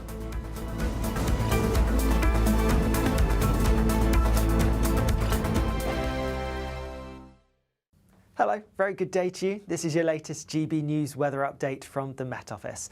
Now, it is going to be mostly dry through the rest of today, but also largely cloudy. Lots of grey sky around because we have high pressure across us, keeping the winds largely light, but it's also trapping some moisture, which is why there's so much cloud around. And for many, that's not going anywhere particularly fast. That being said, there is some sunshine across central parts of Scotland in particular. Also some sunny spells towards Shetland. Elsewhere, a largely cloudy theme this afternoon. Mostly dry, though, just a few spots of rain towards the far southeast of England and also towards some northern parts of Scotland, Caithness, parts of Aberdeenshire, for example, as well. Where you're stuck under the cloud, a bit of a chilly, cool feel to things, but temperatures around average for the time of year, feeling warmer in those places where we get that sunshine breaking through. As we go through the end of the day, still some damp weather across some parts of northern and eastern Scotland, but most areas of Scotland actually dry and some late sunshine as well for a few places places too. Cloudier though across many other parts across Northern Ireland. Much of England and Wales, a largely grey end to the day and mostly dry, but still a few spots of rain towards some parts of East Anglia and towards coastal parts of Kent as well. As we go overnight, a few showery bursts across parts of northern and eastern Scotland still, maybe a few showers pushing into some North Sea coastal parts and also towards the southwest, but most places staying largely dry. The cloud breaking up a little bit, and so where we get that cloud breaking up and the clear skies and light winds, temperatures for some could drop close to or around freezing perhaps in some places, otherwise the cloud stopping temperatures from falling too low. And then for many tomorrow, a similar day, some brighter skies in a few places, particularly across some parts of northern England and even across parts of Wales, maybe some parts of the southwest of England. Whilst there will be a bit of rain here, there could also be some sunshine breaking through. Otherwise, again, another largely dry day, often quite cloudy and feeling a bit cool under that cloud as well. Bye-bye.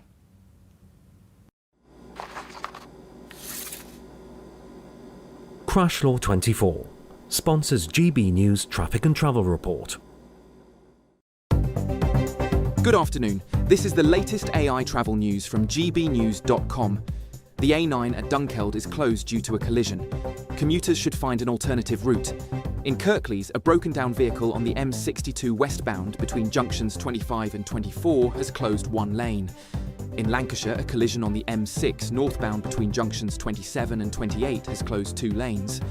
In Surrey, a collision on the M25 clockwise between junctions 10 and 11 has closed 1 lane. And on the trains, cross-country services face disruption between Birmingham New Street and Nuneaton Tamworth, while Great Western Railway has no trains between Exeter St David's and Okehampton. For more travel news, go to gbnews.com. Crash Law 24 sponsors GB News Traffic and Travel Report.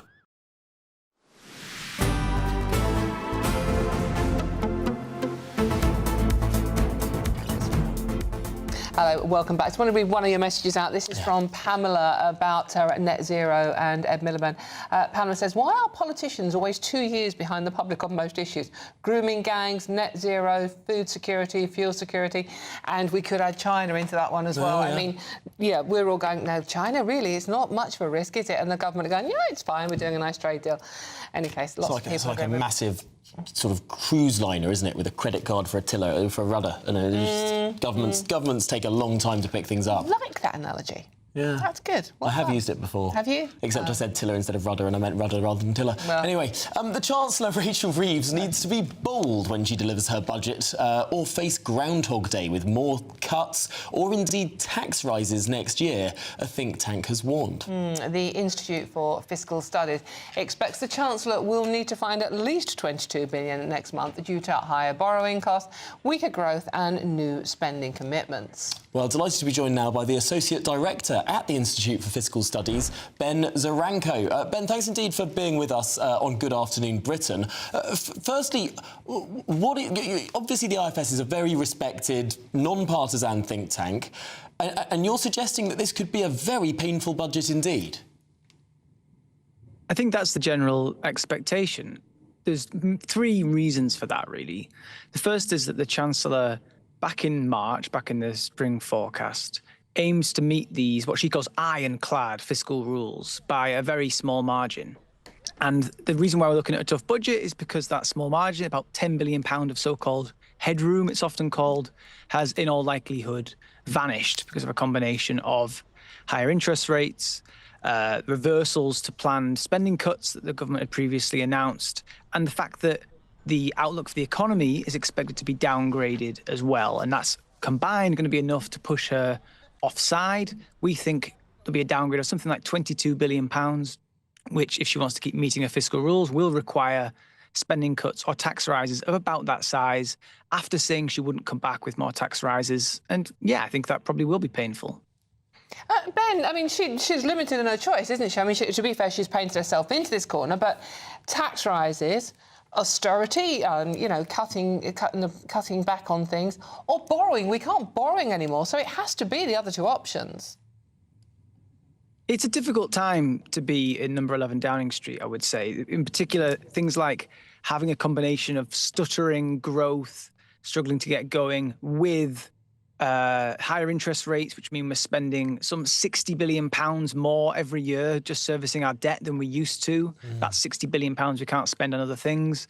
And then faced with that, the Chancellor has closed off some of the most obvious levers available to her. So she's promised in the manifesto not to increase the three biggest taxes we have, which are income tax, national insurance and VAT, which leaves lots of speculation about what she might do instead.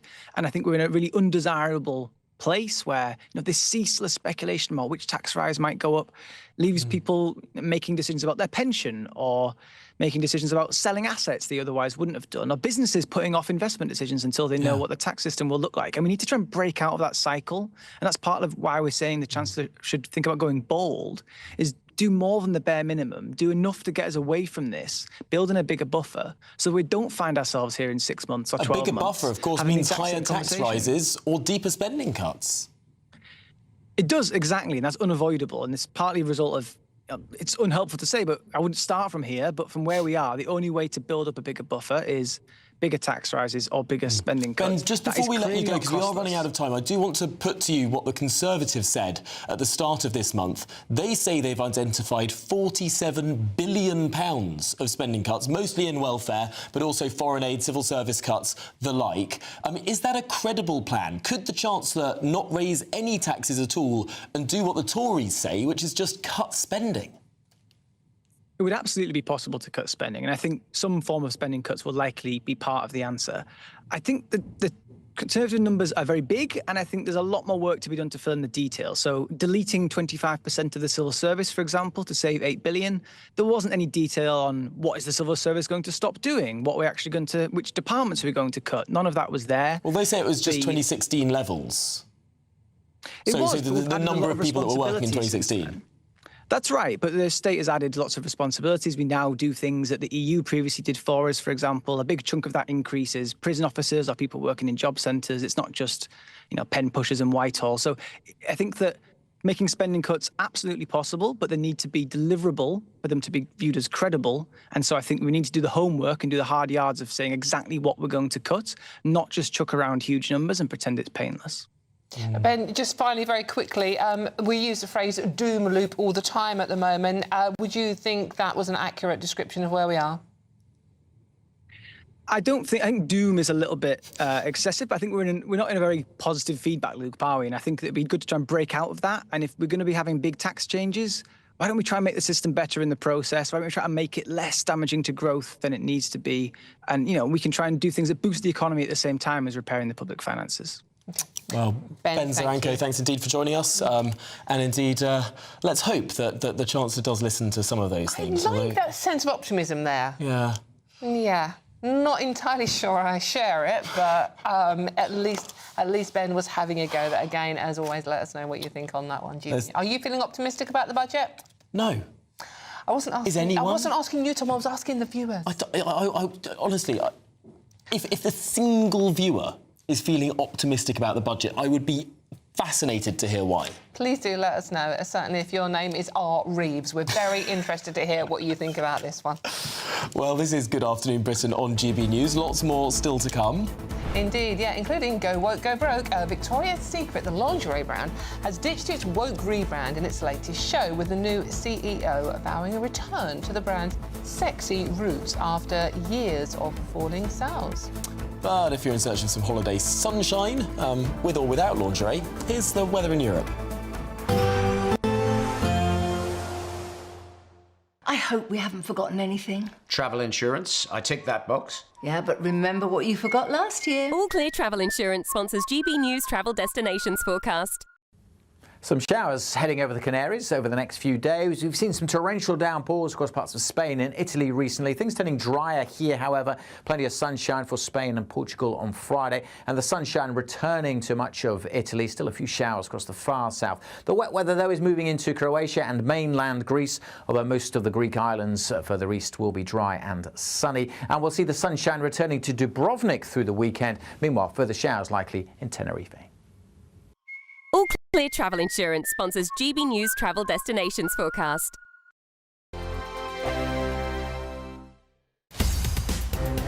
the GB newsroom, we bring you the news as it happens. With our team of dedicated journalists across the UK. We're ready to keep you up to date with what's happening every half an hour, every single day. Bulletins here on GB News, the People's Channel, Britain's news channel. GB News Breakfast, every day from 6 a.m. Sanitary products in the urinals.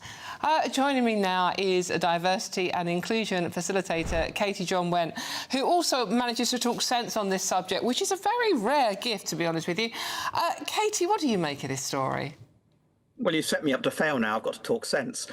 And it's a nonsense. It's a nonsense story in many respects. I mean, no harm's being caused. On the one hand, I would call this probably over-inclusivity, kind of well-meaningness gone too far, which then eventually does cause a backlash. And it's a backlash on people like me who are trans as well, because it just makes us obviously look a little ridiculous. But I understand where it came from. Some people, up until the Supreme Court judgment, have been going into toilets according to their acquired gender, their gender presentation, their gender identity, rather than their sex at birth, which does mean that trans men going into the men's loos may need a tampon. But the problem is, if a trans man were to actually press the button, immediately that means the trans guys just outed themselves, basically saying, look, I have some female needs, and it's not exactly going to be safe for that person in there anyway, nor kind of discreet or respectful or anything else. The better situation would be to place them in a unisex toilet, or the disabled as well. So if you know you've got a period, I would class a period as a disability in the moment in that sense, and absolutely I don't think any disabled person would complain about them going in and using it. But the idea that it may cause, I don't know what Maya said, is that illegality and harassment, and that the men are suddenly going to feel at risk of harassment from these trans men on their raging periods. I mean, the risk of some people on their raging periods is another matter. The People's Channel. Britain was once the envy of the world. But look around. A nation that no longer knows what it is or where it's going. A country that's broken. How do we fix Britain? How do we bring it back? Friday night with Matt Goodwin at 8 p.m. only on GB News. At GB News, we love to hear from you, our loyal community. So drop us a line at gbnews.com/your say. There you can talk to each other and also to the presenters live on air. gbnews.com/your say, because GB News is your channel, Britain's news channel.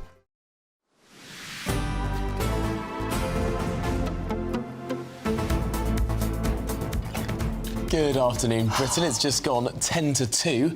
And after 6 years off the radar, the Victoria's Secret fashion show is back. And this time, it's all about bringing the all-important sexy back. Yeah, gone is the woke rebrand that failed to land. The Angels return to the runway in New York with full glamour, glitter and a star-studded lineup. Well, joining us is the former Miss Great Britain, Louise Glover.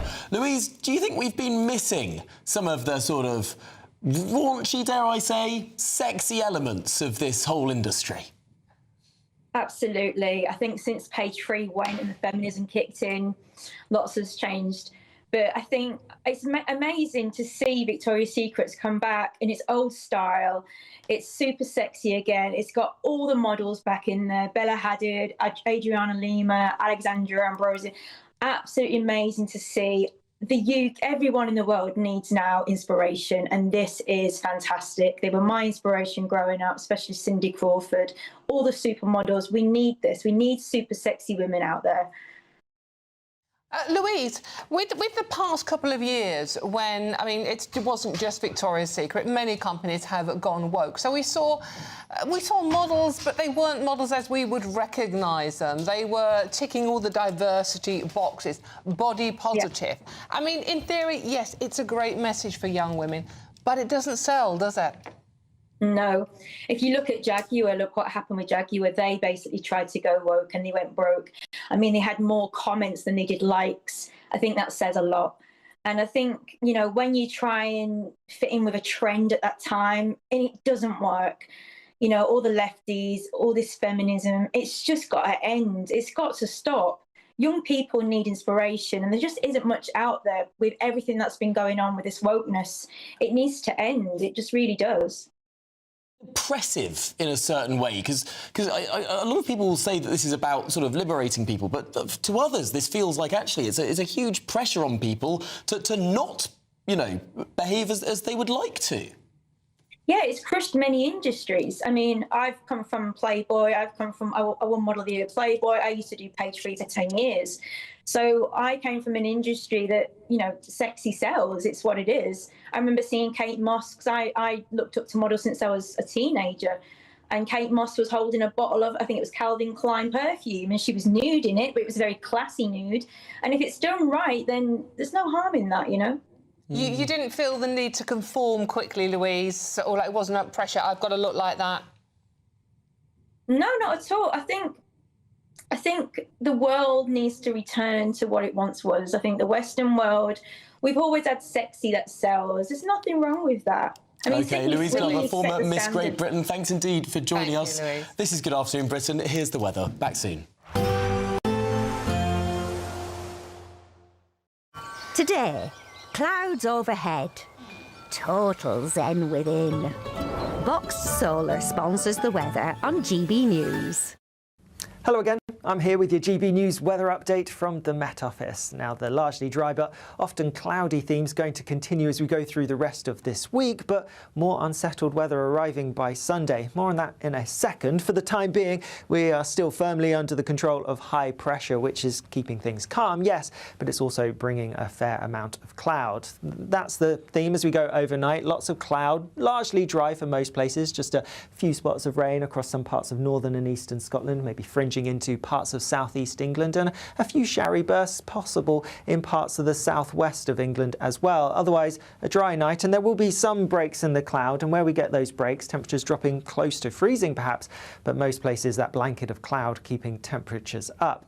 As we go through tomorrow morning then, yes, a few spots of rain across parts of Devon and Cornwall perhaps, and a few around coastal parts of Kent. Otherwise a largely dry start in the south, albeit quite cloudy for many, though some brightness across parts of Wales. Also some brightness across parts of northern England, some central parts of Scotland too. Elsewhere, Northern Ireland, western, eastern and northern parts of Scotland, quite grey, quite cloudy first thing, and also some further outbreaks of rain across parts of, well, Aberdeenshire, Caithness, Sutherland, for example. Then as we go through the day tomorrow, still a little bit of damp weather across parts of the southwest, but actually here I'm expecting some brightness to develop, a bit brighter than today for some places here. Also across parts of Wales, a bit of sunshine, and a bit of sunshine across parts of some areas of Scotland, most though having another largely grey and cloudy day, and with that, if you're stuck under the cloud, it is going to feel a little cool.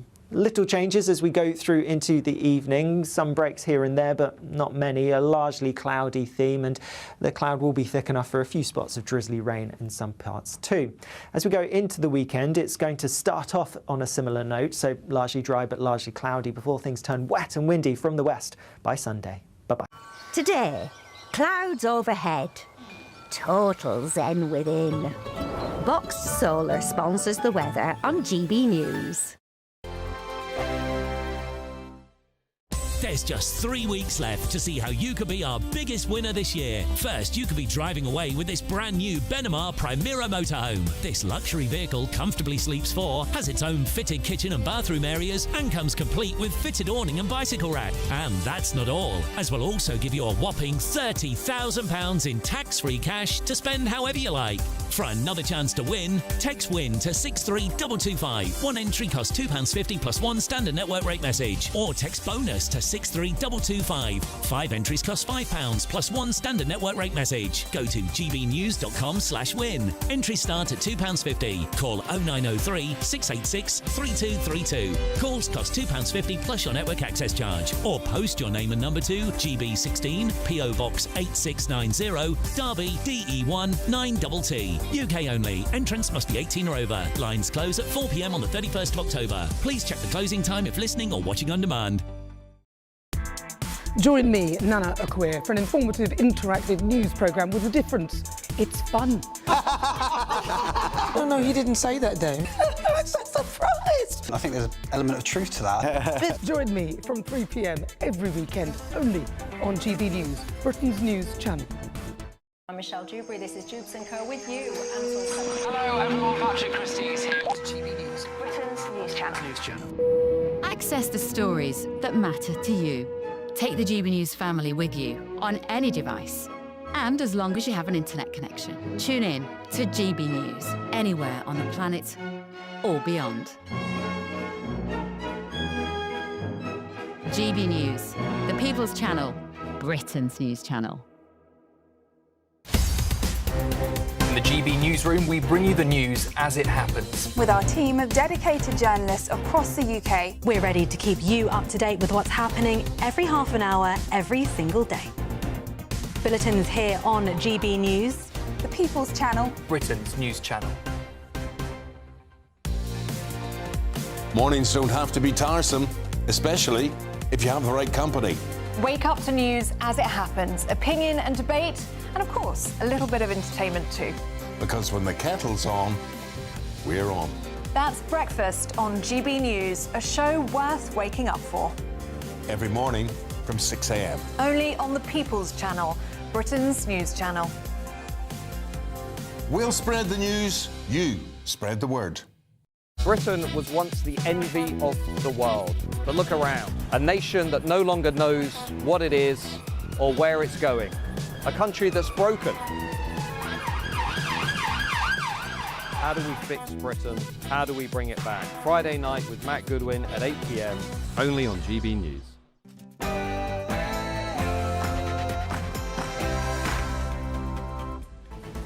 Good afternoon, Britain. It's 2 o'clock on Thursday, the 16th of October. I'm Tom Harwood. And I'm Dawn Neeson.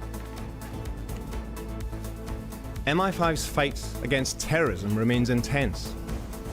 My teams are running near record volumes of investigations. Yes, breaking news. Speaking earlier today, the head of MI5 issued a stark warning that the UK needs to defend itself robustly against security threats from China. As he says, MI5's fight against terror intensifies. We'll have the latest on that. Yes, Sir Ken McCallum also saying that the threat from state actors, including Russia, Iran and China, has risen by 35% over the past year. Of course, we're looking at further measures on tax and spending to make sure that the public finances always add up. Yes, the Chancellor defends expected tax rises, saying tough choices are needed to fix the nation's finances. Where have we heard that before? And energy bosses drop a bombshell. Bills could rise even if gas prices fall. They blame soaring green costs and Ed Miliband's plan for higher prices. Elsewhere, fresh allegations against Prince Andrew as Virginia Giuffre's Beyond the Grave autobiography claims that he was entitled and viewed their alleged encounters as his birthright. And is Britain becoming a bad place to raise children? Footballer John Joe Shelby says he doesn't want his kids growing up here anymore and would rather they grow up in Dubai than London.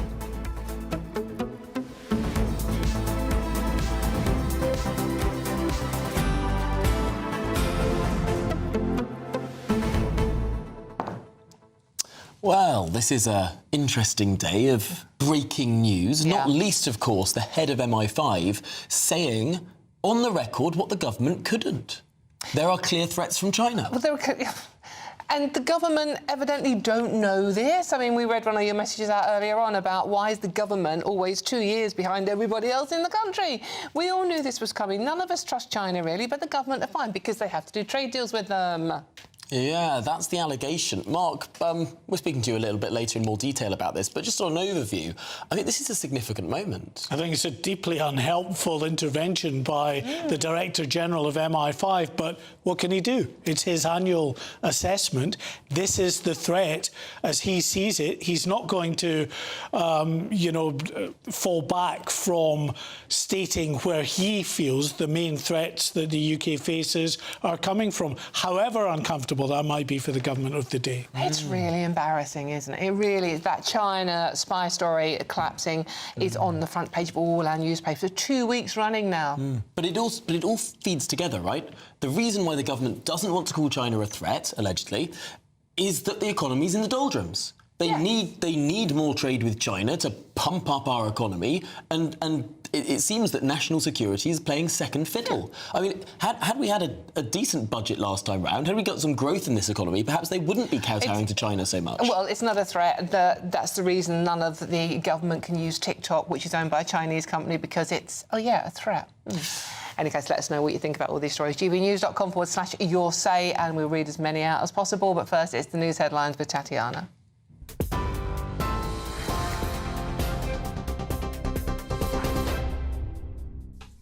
Thank you very much, Dawn. The top stories. Chinese state operatives present a daily national security threat to the UK, the head of MI5, Sir Ken McCallum, says. In a speech, he said MI5 had intervened operationally to disrupt Chinese activity of national security concern.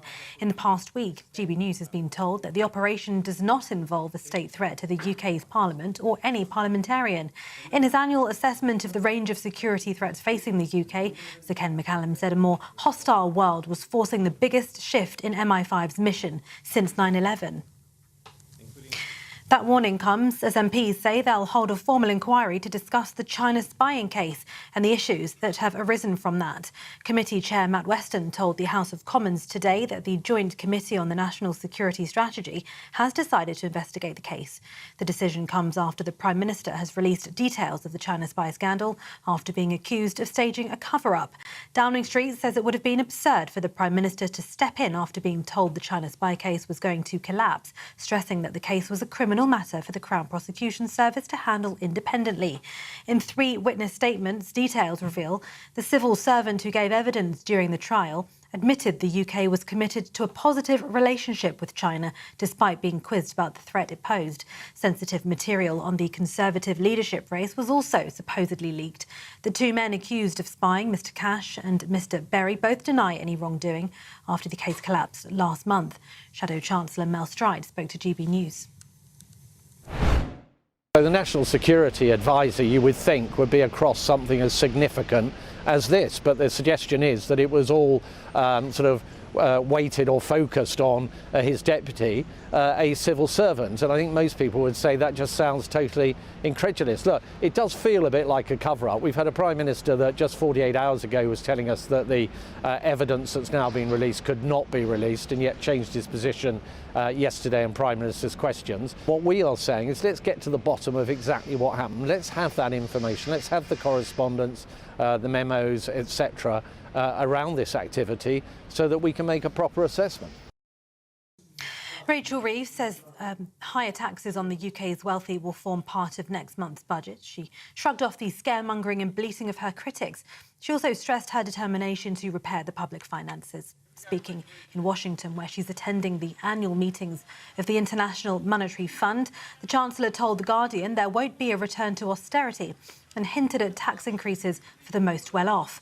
Conservative leader Kemi Badenoch says the Chancellor has made a huge mess and doesn't know how to clean it up. What she should be doing is cutting spending. We have outlined £47 billion of savings that she could find. We effectively put out a shadow budget at our party conference. If she had any sense, that's the sort of stuff she would do, but I doubt she will. I think she's just going to come back with more and more tax rises. She had an opportunity at the last budget to actually come up with some policies that would help people get on. Instead, she chose to give bungs to the trade unions and to tax businesses who are now closing. People are leaving the country. I'm not here to say that everything the Conservatives did was perfect, but all Labour have done is make everything worse. We have a weaker economy, we have weaker borders because we have a weak Prime Minister and a weak Chancellor. That says the UK economy grew slightly in August, helped by an increase in manufacturing output, according to the latest official figures. The economy expanded by 0.1%, the Office for National Statistics said, after contracting by 0.1% in July. In other news, 3 men have been charged with raping a woman on Brighton Beach. Police were called to the Lower Esplanade around 5 a.m. on the 4th of October after reports a woman in her 30s had been attacked. The force added the 3 men, 25-year-old Abdullah Ahmadi, an Iranian national from Crewe, along with Karine Al-Dansud, who's 20, and Ibrahim Al-Shafei, who's 25, both Egyptian nationals from Horsham, had been remanded in custody and were due to appear at Brighton Magistrates Court today. And finally, according to a provisional cause of death given at the opening of his inquest, former boxing champion Ricky Hatton took his own life. Court's been told the 46-year-old was discovered unresponsive by his manager on the morning of the September 14th at his home in Greater Manchester. The details were given during a brief 10-minute hearing as the inquest into the death of the former boxer was opened and adjourned until March next year. His death has sparked a wider debate over whether enough is done to help sporting stars after retirement. Those are the latest headlines for now. More from me in half an hour. Cheers Britannia Wine Club proudly sponsors the GB News Financial Report. Here's a quick snapshot of today's markets. The pound will buy you $1.3427 and 1.1525 euros. The price of gold, £3,160 and 73 pence per ounce. And the FTSE 100's at 9,400 points. Cheers Britannia Wine Club proudly sponsors the GB News Financial Report.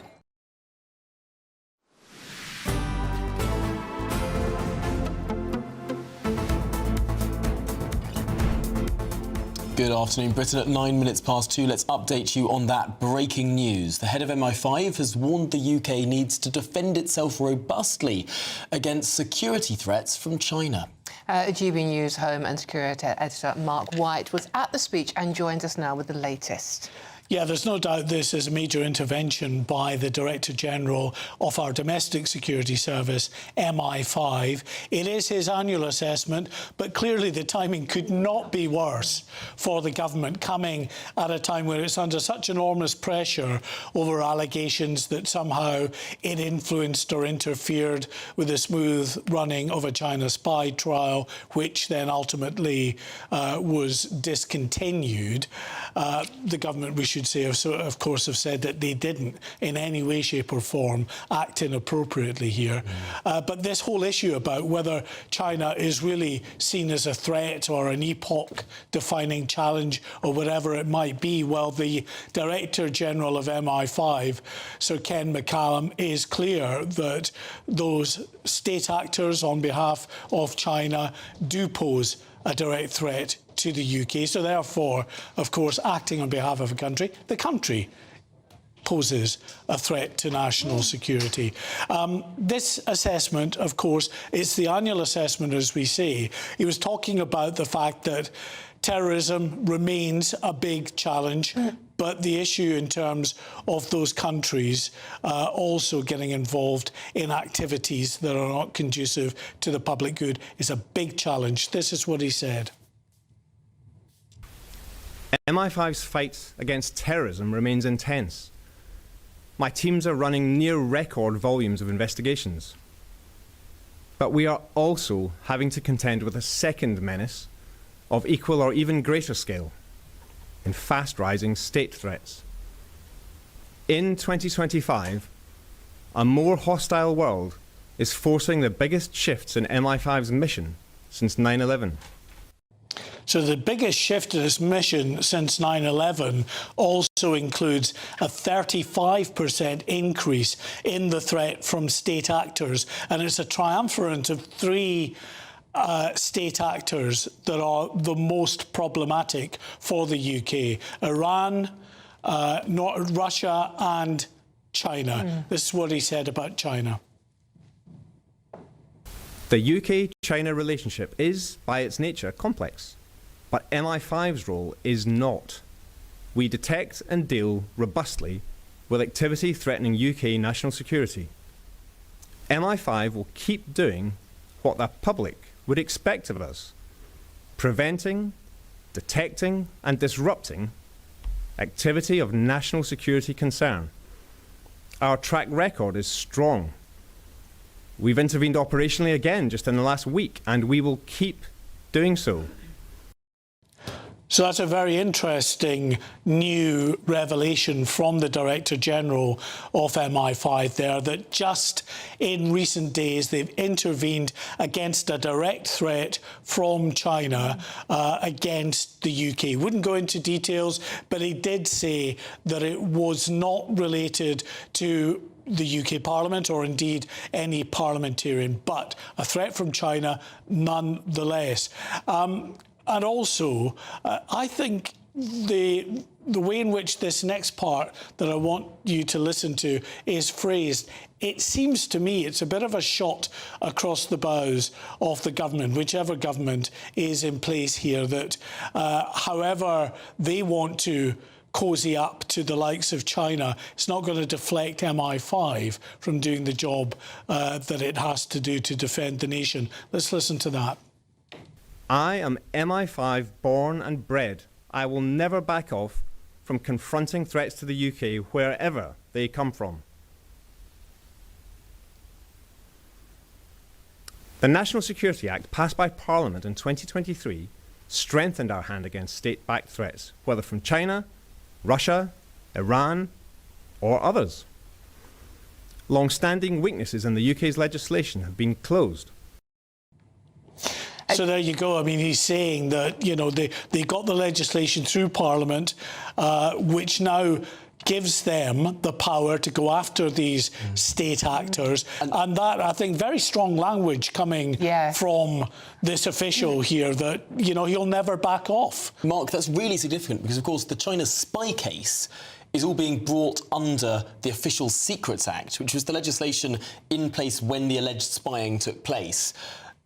Of course, there's new legislation now that the Director General was talking about, 2023, closing loopholes. I mean, I suppose he's saying there's a big loophole in the case of this spy case. I'm not sure about whether they could have gone down the road of trying it under different legislation was really the issue here. It was clearly the CPS felt that they needed that sort of backup in the way of the advice from the National Security Advisor from the government. Because that's about how much of a threat China is in order to convince the courts that there is a criminal case to be answered here by those two individuals. If this was done under the subsequent National Security Act, they wouldn't have needed that assurance from the National Security Advisor. Yeah. OK, let's go to political editor Christopher Hope now. Christopher, the timing, at the very least, is embarrassing for the government. And I think, you know, reading between the lines of the statement we've heard from MI5,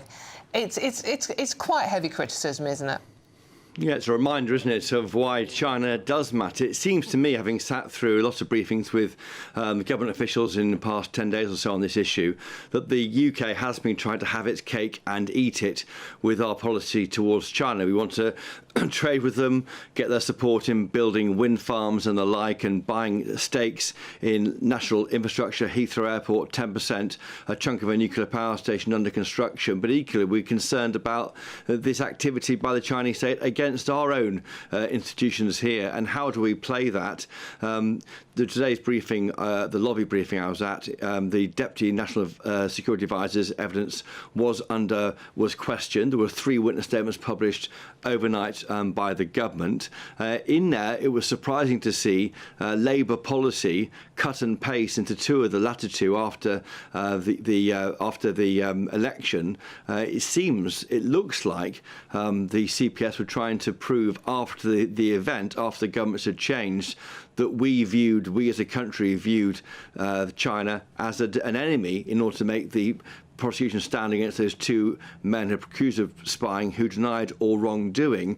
But that was after the event, and there we're seeing on screen there Christopher Berry and Christopher Cash, and that's the point. We were trying to prove after the event the status of China as an enemy, when in truth both Tory and Labour governments have been very careful not to say they're enemies, and I think that's why Ken McCullum there is praising and supporting this new legislation passed in 2023, which should make future prosecutions more likely to stick.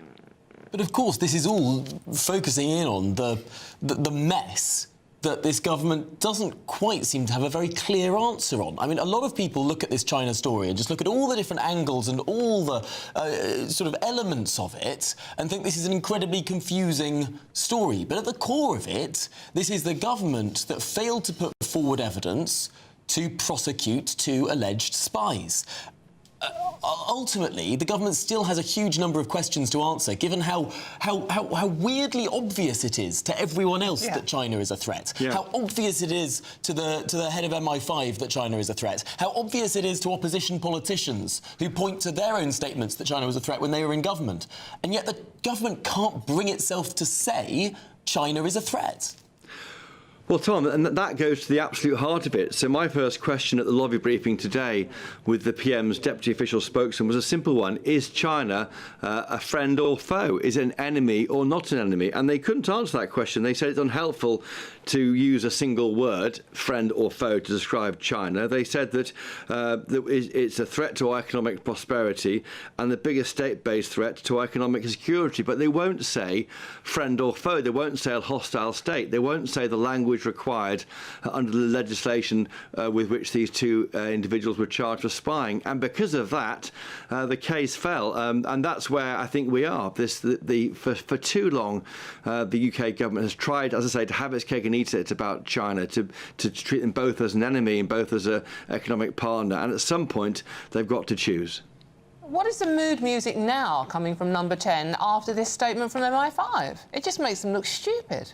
Well, we haven't yet been to see them since that statement made at lunchtime by Ken McCullum. We'll be going there, of course, for the afternoon briefing. It is difficult and embarrassing, and clearly there's a frustration, isn't there? Because Ken McCullum wants to know that the government and the prosecutors will back MI5 if they're trying to keep us safe. And that clearly, that last clip there, played by Mark White, demonstrates, I think, the passion felt within MI5. They want to know that the government's got their back, and that looks questionable, frankly, after what's happened with this case. But this goes back into the roots of a last Tory government as much as the Labour government. I think neither of these two groups of politicians have covered themselves with glory in trying to deal and expressly say who are our enemies and who are our friends internationally.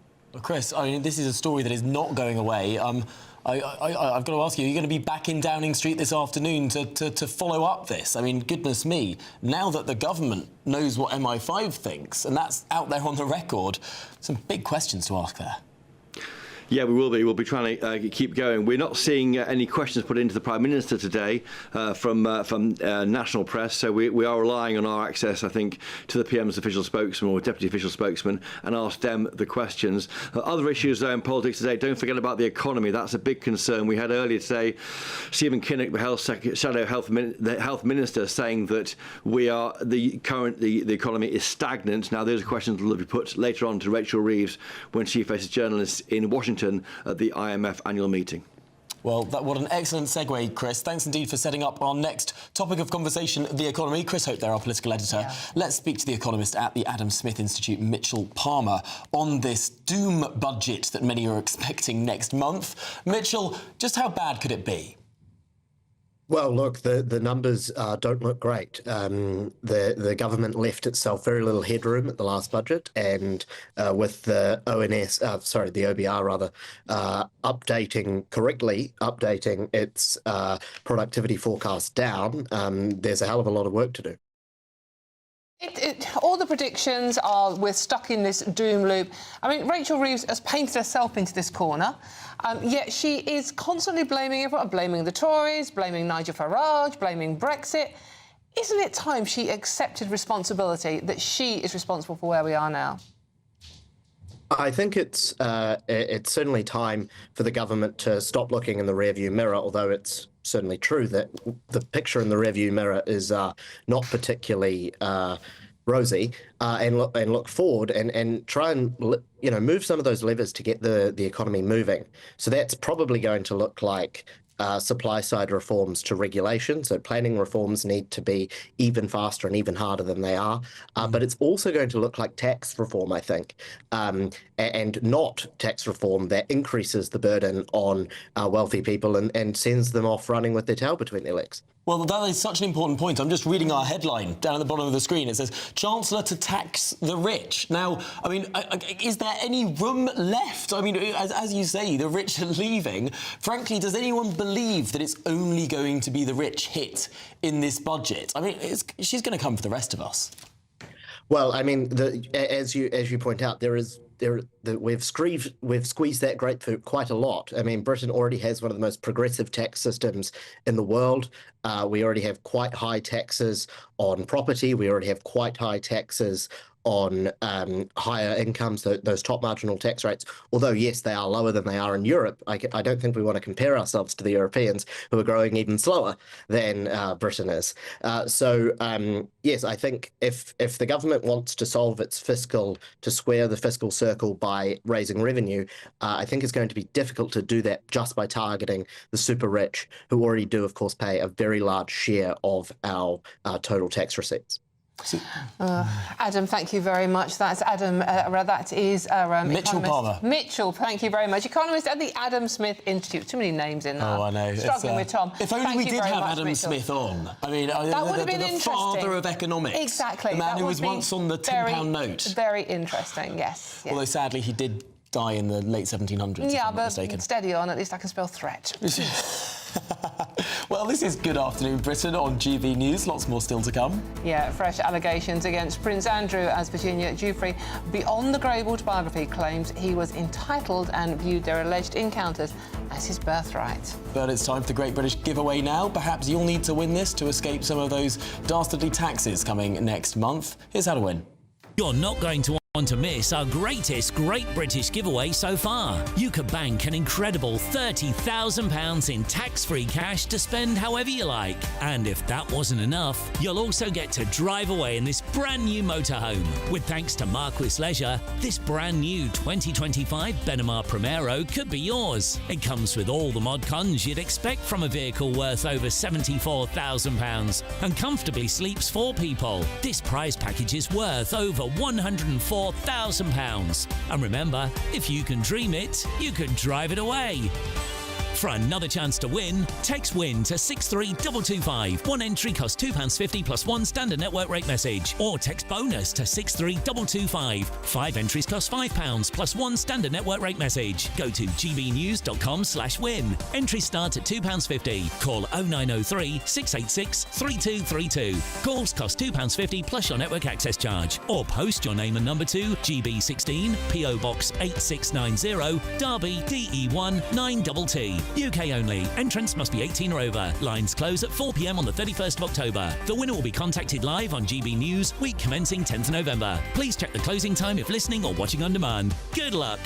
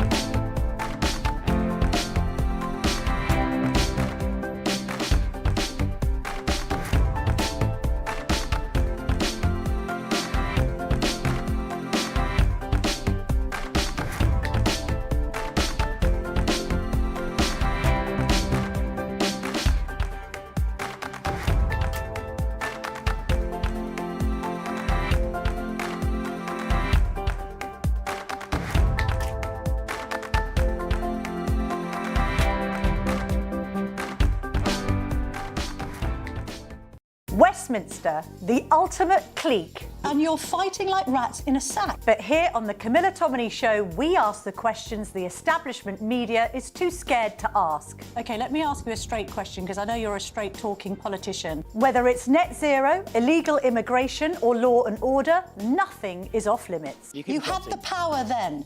Yeah, as and now you've lost it. That's the Camilla Tominey Show, a politics show that's fearless. No, let me finish my question if you don't mind, because it is my show. Sundays at 9:30, only on GB News, the People's Channel, Britain's news channel. Join me, Nana Akua, for an informative, interactive news programme with a difference. It's fun. No, he didn't say that, Dave. I'm so surprised. I think there's an element of truth to that. Join me from 3 p.m. every weekend, only on GB News, Britain's news channel. Bold. They are under no illusion. Ray, are you a human trafficker? Boundless. I've had enough of the nonsense, and I'm not afraid to say it. Don't get us on the BBC. Every weeknight, I tear through the headlines. The smell of gasoline. Should we be worried about it? From Westminster madness to cultural war chaos. What we're going to do now is they are throwing things out the car as we speak. Get ready, Britain. Here we go. Patrick Christie tonight, weeknights from 9 p.m, only on GB News, Britain's news channel.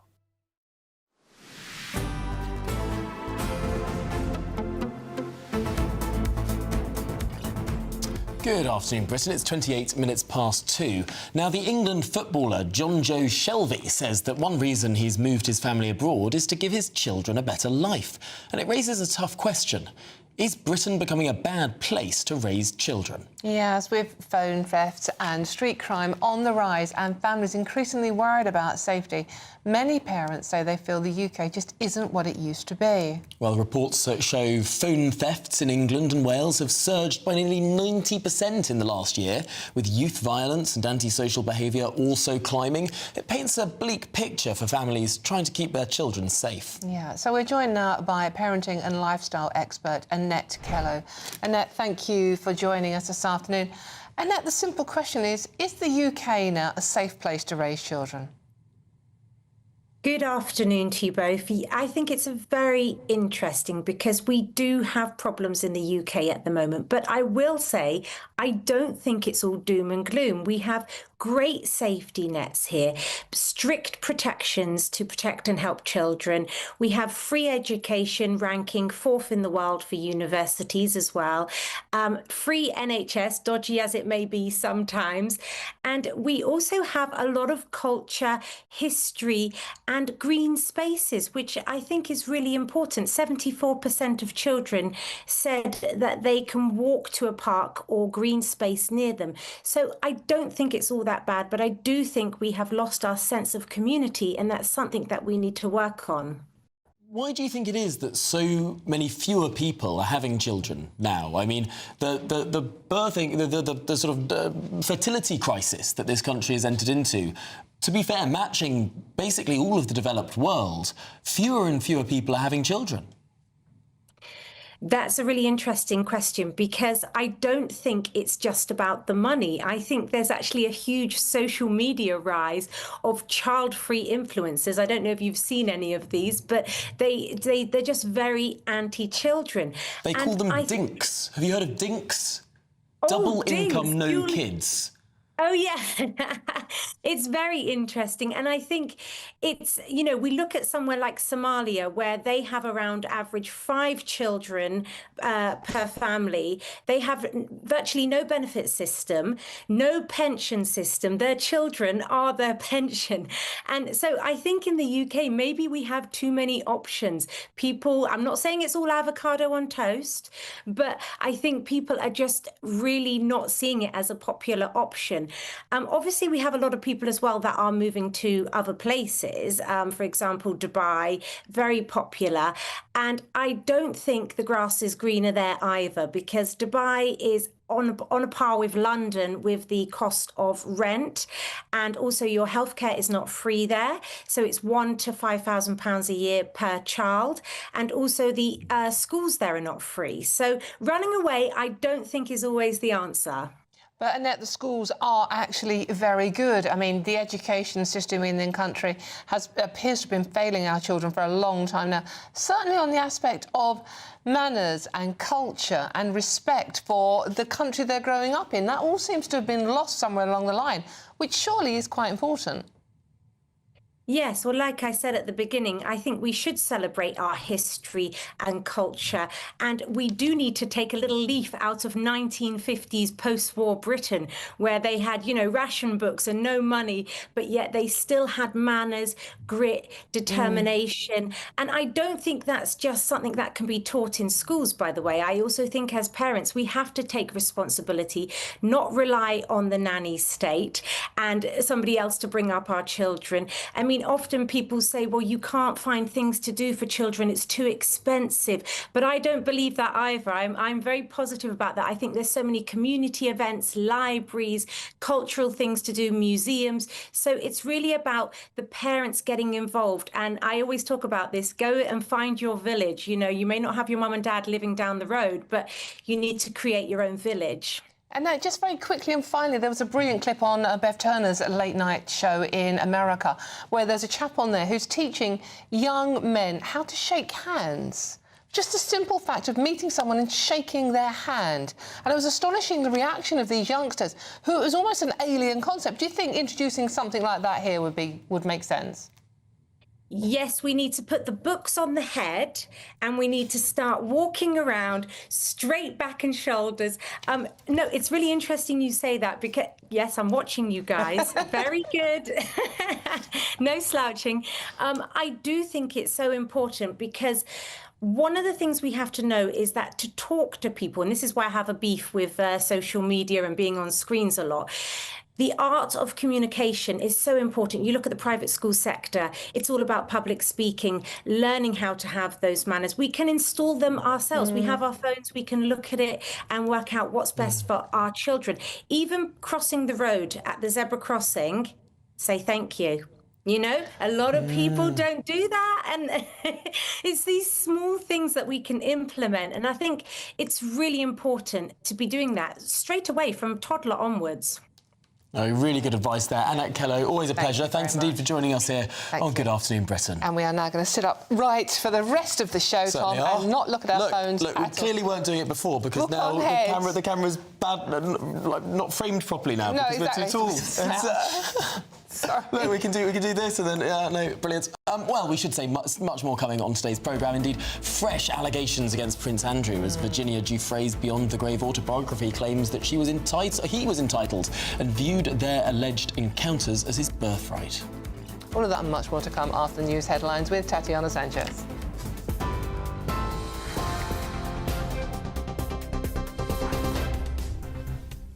Thank you very much. The top stories. The UK needs to defend itself robustly against security threats from China. The head of MI5 has warned as he revealed the agency intervened operationally against Chinese-related activity in just the past week.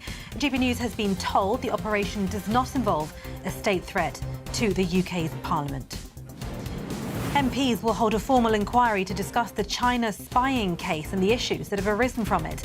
The decision comes after the Prime Minister released details of the China spy scandal after being accused of staging a cover-up. Downing Street says it would have been absurd for the Prime Minister to step in after being told the China spy case was going to collapse, stressing that the case was a criminal matter for the Crown Prosecution Service to handle independently. The UK economy grew slightly in August, helped by an increase in manufacturing output, according to the latest figures. The economy expanded by 0.1%, the Office for National Statistics said, after contracting by 0.1% in July. And 3 men, an Iranian and 2 Egyptians, have been charged with raping a woman on Brighton Beach. Police were called to the lower esplanade around 5 a.m. on the 4th of October after reports a woman in her 30s had been attacked. Those are the latest headlines for now. More news at 3 o'clock with Sam Francis. Tune into GB News Radio wherever you are. Online, on DAB digital radio, on TuneIn, on Radio Player and on your smart speaker. Just say, play GB News.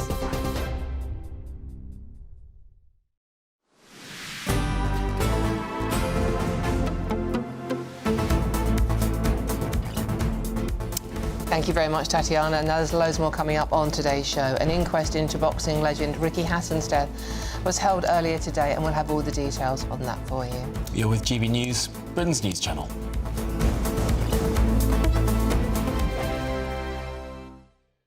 Hello, very good day to you. This is your latest GB News weather update from the Met Office.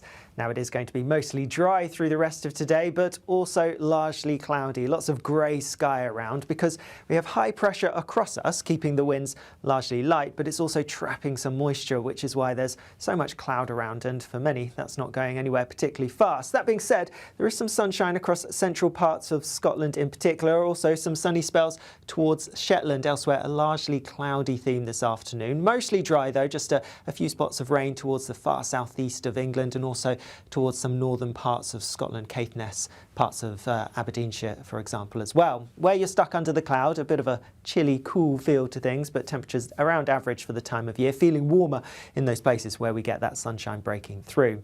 As we go through the end of the day, still some damp weather across some parts of northern and eastern Scotland, but most areas of Scotland actually dry, and some late sunshine as well for a few places too. Cloudier, though, across many other parts across Northern Ireland. Much of England and Wales, a largely grey end to the day, and mostly dry, but still a few spots of rain towards some parts of East Anglia and towards coastal parts of Kent as well.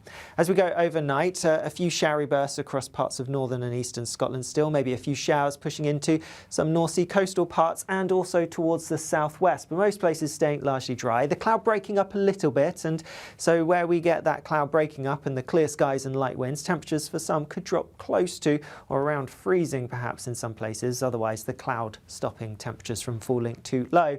And then for many tomorrow, a similar day, some brighter skies in a few places, particularly across some parts of northern England and even across parts of Wales, maybe some parts of the southwest of England. Whilst there will be a bit of rain here, there could also be some sunshine breaking through. Otherwise, again, another largely dry day, often quite cloudy and feeling a bit cool under that cloud as well. Bye-bye.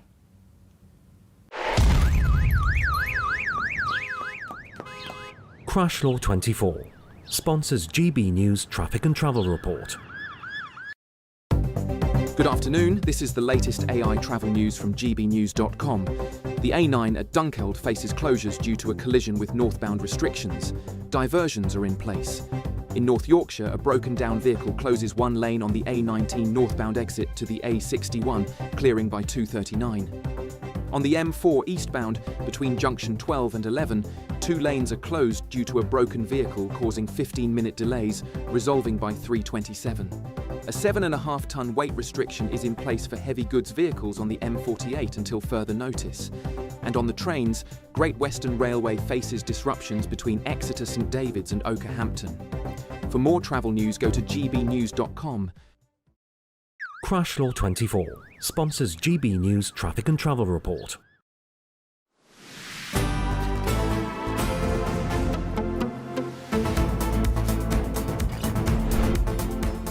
Good afternoon, Britain. It's now 20 minutes to 3, and in the latest bombshell claim, Prince Andrew was apparently entitled and saw having sex with Virginia Giuffre as his birthright. Yeah, that's the latest revelation from the victim's shocking Beyond the Grave autobiography. The book will be released next week and will also reveal 3 occasions she says Jeffrey Epstein trafficked her to have sex with Prince Andrew. And of course, Prince Andrew denies any wrongdoing and all allegations. Joining us now is royal commentator Jenny Bond. Jenny, good to see you. Jenny, what do you make of all this? Well, it makes sickening reading, I must say. The Guardian seems to have got hold of almost a chapter of this book, which has been written posthumously. Obviously, Virginia Giuffre, who very sadly committed suicide earlier this year, can't be challenged about any of the allegations, but they do make for some very shocking and repulsive reading, really, particularly the idea that Andrew felt he acted in a way that he was entitled and felt that, in her words, it was his birthright to have sex with her. And even more disturbing, I thought, was her claim that when asked to guess her age, the Duke, who was then 41, said 17 accurately, that she was 17. And he said, my daughters are just a little younger than you. And then, as we understand it, the allegation is he then went on to have sex with her. I mean, it's horrific reading, very sad. And I did find it absolutely sickening. Jenny, every time I talk to you about Prince Andrew, the question always is, can he come back from this? I mean, it's just an endless list of just horror stories that he denies any wrongdoing, let's make that clear. But, I mean, can he come back from this one? No, there's no question of him coming back from it now, I don't think. The question I think we must pose is what is going to be done to him? What sanction can the King and William, I think, who is harder hitting on this, can take against him? The options are limited. There's been various suggestions that he could be banned from using the royal estate, Sandringham and Balmoral, from his shooting parties. Well, that would be annoying, but hurtful, but doesn't really have any great impact as far as I can see, certainly not in the public arena. I would suggest that two options could be immediately to remove him as a Knight of the Garter. That's the highest order of chivalry. He's already been banned from taking part in the procession, but he is invited to the lunch every year.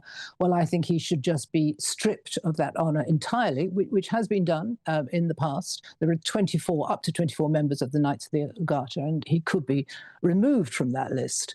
And the other is as Councillor of State. Now, I think it's absolutely untenable that Andrew can continue even nominally as a Councillor of State, someone who would deputise for the King if he was indisposed or was out of the country. There normally are 5 Councillors of State, but since Harry's decision to move to the United States and Andrew's disgrace, 2 more have been added, Anne and Edward. So it's extremely unlikely that Andrew could be asked to deputise for them, but it can't even be on the board, I don't think. It has to be removed. So those are 2 sanctions I think the Palace should consider. Yeah, absolutely fascinating. Yeah, Jenny Bond, thanks indeed for joining us and talking through that not particularly cheerful story. Horrible stuff. OK, now some breaking news for you. Sir Keir Starmer believes that the chant "From the river to the sea, Palestine will be free" is anti-Semitic, and that London Mayor Sadiq Khan is wrong, saying it's not. Have a listen. Just push you on that specifically. So do you think, for instance, that the chant "For the river to the sea, Palestine will be free," is that an anti-Semitic chant in your view? Yes. Yeah, OK. And so you've taken, that puts you in a different position to, say, the Mayor of London, who says that that's not, and it's dependent on the context. Well, I take a strong view on this, and we've dealt with cases in my own party where people have used that expression and we've taken action against them. So I'm not just saying it to you here today. That is the history, that is the record that I have as leader of my party. That is really significant there. A clear line in the sand between Sadiq Khan and the Prime Minister. The Prime Minister saying that chant that is often heard on those marches, "From the river to the sea," meaning the River Jordan and the Mediterranean Sea, Palestine shall be free, i.e. wiping away the State of Israel in its entirety is the interpretation there. The Prime Minister says that's anti-Semitic. The Mayor of London doesn't. Well, Sadiq Khan said it was in context, depending on the context. I'm sorry, there's not a single Jewish person I know that doesn't understand the context of what that actually means. Well, this is Good Afternoon Britain on GB News. Oh yes, and there's lots more to come. An inquest into a boxing legend Ricky Hatton's death was held earlier today, and we'll have all the details on that. But first, here's the weather in Europe. I hope we haven't forgotten anything. Travel insurance, I tick that box. Yeah, but remember what you forgot last year. All Clear Travel Insurance sponsors GB News Travel Destinations Forecast. Some showers heading over the Canaries over the next few days. We've seen some torrential downpours across parts of Spain and Italy recently. Things turning drier here, however. Plenty of sunshine for Spain and Portugal on Friday. And the sunshine returning to much of Italy. Still a few showers across the far south. The wet weather, though, is moving into Croatia and mainland Greece, although most of the Greek islands further east will be dry and sunny. And we'll see the sunshine returning to Dubrovnik through the weekend. Meanwhile, further showers likely in Tenerife. All Clear Travel Insurance sponsors GB News Travel Destinations Forecast. Hi, I'm Michelle Dewberry, and my show is your opportunity to cut through all the noise and dive in headfirst to some robust debates. Ideas clash. Situation, isn't it? Because the failure is you're deliberately avoiding my point. Nothing's held back. And if you think this is the end of it, wait for more. And we do not shy away from the difficult stuff. Sometimes I want to shake people and say, if only you understood. So join me on Jubes & Co. weeknights at 6 p.m. only on GB News, Britain's news channel. Mornings don't have to be tiresome, especially if you have the right company. Wake up to news as it happens, opinion and debate, and of course, a little bit of entertainment too. Because when the kettle's on, we're on. That's Breakfast on GB News, a show worth waking up for. Every morning from 6 a.m. Only on the People's Channel, Britain's news channel. We'll spread the news, you spread the word. From the school run to the home run, watch a new show for all of Britain. He can say whatever he wants. A straight talking show where all voices are heard. And, you know, when are we going to stop talking about smashing the gangs and actually do it? With the stories that matter from every part of our country. There's a bit of a crash landing there for your Chancellor. Bold, fearless and standing up for you. That's me, Martin Daubney, 3 p.m. till 6 p.m, weekdays, here only on GB News. The People's Channel, Britain's news channel. Westminster's full of talk, but out here, it's the real world. Am I allowed to talk now? No, that's it. This is where it matters, real people and real lives. That's what politics is all about. The fact that Trump made a good start, no. Straight answers, no spin, and just a couple of pints. How many fingers have I got up? About 10. So join me for Lee Anderson's Real World every Friday at 7 p.m, only on GB News. The People's Channel, Britain's news channel. Britain was once the envy of the world, but look around. A nation that no longer knows what it is or where it's going. A country that's broken. How do we fix Britain? How do we bring it back? Friday night with Matt Goodwin at 8 p.m, only on GB News. At GB News, we love to hear from you, our loyal community. So drop us a line at gbnews.com/yoursay. There, you can talk to each other and also to the presenters live on air. gbnews.com/yoursay, because GB News is your channel, Britain's news channel. Join me, Nana Akua, for an informative, interactive news programme with a difference. It's fun. No, he didn't say that, Dave. I'm so surprised. I think there's an element of truth to that. Join me from 3 p.m. every weekend, only on GB News, Britain's news channel.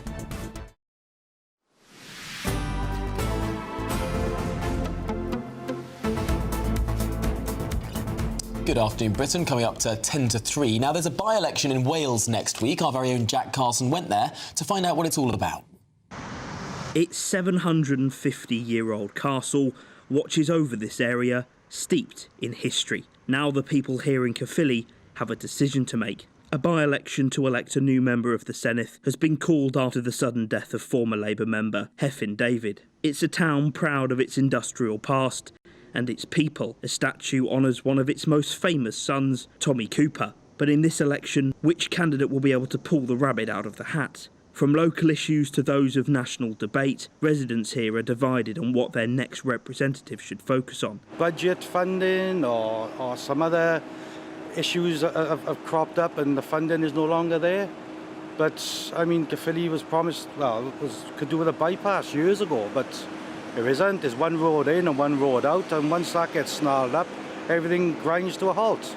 I believe in independence for Wales. England don't give a monkey's about us, they take us for granted. Well, for them to be honest with what they're going to deliver, for a start. More help with the community, policing, put some money back in while the taxpayers are paying. Even though this is an election to the Welsh Parliament, on this high street, the politics of Westminster is never far away. A person who enters from any offshore without any legal documentation is actually breaking the law instantly. Therefore, their illegal status demands that person should not be allowed in this country. What has changed? It is an issue, really, because you think, well, when's it going to stop? People can't get doctor's appointments and dentists and this, that and the other. We don't have the infrastructure, really, for, to take any more in, really. They're here to help. They're here to benefit ourselves. If I wanted a job and if I had a job out here and I couldn't get the money, I'd move. Exactly like these immigrants come in here. They get a better standard of living here. You can't blame them. The candidates in this election have just one more week to convince people here they're the best to represent them before they're catapulted into the Senedd. Jack Carson, GB News, Caerphilly. OK, and the full list of candidates for the by-election are as follows. The Conservatives, Gareth Potter. The Green Party, Gareth Hughes. For Geared is Anthony Cook. Labour is Richard Tunnicliffe. Plaid Cymru is Lindsay Whittle. Reform UK is Clear Powell. For UKIP, Roger Quilliam. Welsh Liberal Democrats is Steve Atchiller. And that by-election is, of course, next week, one to watch. But thank you for watching. Thank you. Good afternoon, Britain. Now, don't go anywhere, because Martin Daubney is up next. Expect warm spells with the odd rude interruption. Boxed Boilers sponsors the weather on GB News. Hello again. I'm here with your GB News weather update from the Met Office. Now, the largely dry but often cloudy theme's going to continue as we go through the rest of this week, but more unsettled weather arriving by Sunday. More on that in a second. For the time being, we are still firmly under the control of high pressure, which is keeping things calm, yes, but it's also bringing a fair amount of cloud. That's the theme as we go overnight. Lots of cloud, largely dry for most places, just a few spots of rain across some parts of northern and eastern Scotland, maybe fringing into parts of southeast England, and a few showery bursts possible in parts of the southwest of England as well. Otherwise, a dry night, and there will be some breaks in the cloud, and where we get those breaks, temperatures dropping close to freezing perhaps, but most places that blanket of cloud keeping temperatures up. As we go through tomorrow morning then, yes, a few spots of rain across parts of Devon and Cornwall perhaps, and a few around coastal parts of Kent. Otherwise, a largely dry start in the south, albeit quite cloudy for many, though some brightness across parts of Wales. Also some brightness across parts of northern England, some central parts of Scotland too. Elsewhere, Northern Ireland, western, eastern and northern parts of Scotland, quite grey, quite cloudy first thing, and also some further outbreaks of rain across parts of, well, Aberdeenshire, Caithness, Sutherland, for example. Then as we go through the day tomorrow, still a little bit of damp weather across parts of the southwest, but actually here I'm expecting some brightness to develop, a bit brighter than today for some places here. Also across parts of Wales, a bit of sunshine, and a bit of sunshine across parts of some areas of Scotland, most though having another largely grey and cloudy day, and with that, if you're stuck under the cloud, it is going to feel a little cool. Little changes as we go through into the evening, some breaks here and there, but not many, a largely cloudy theme, and the cloud will be thick enough for a few spots of drizzly rain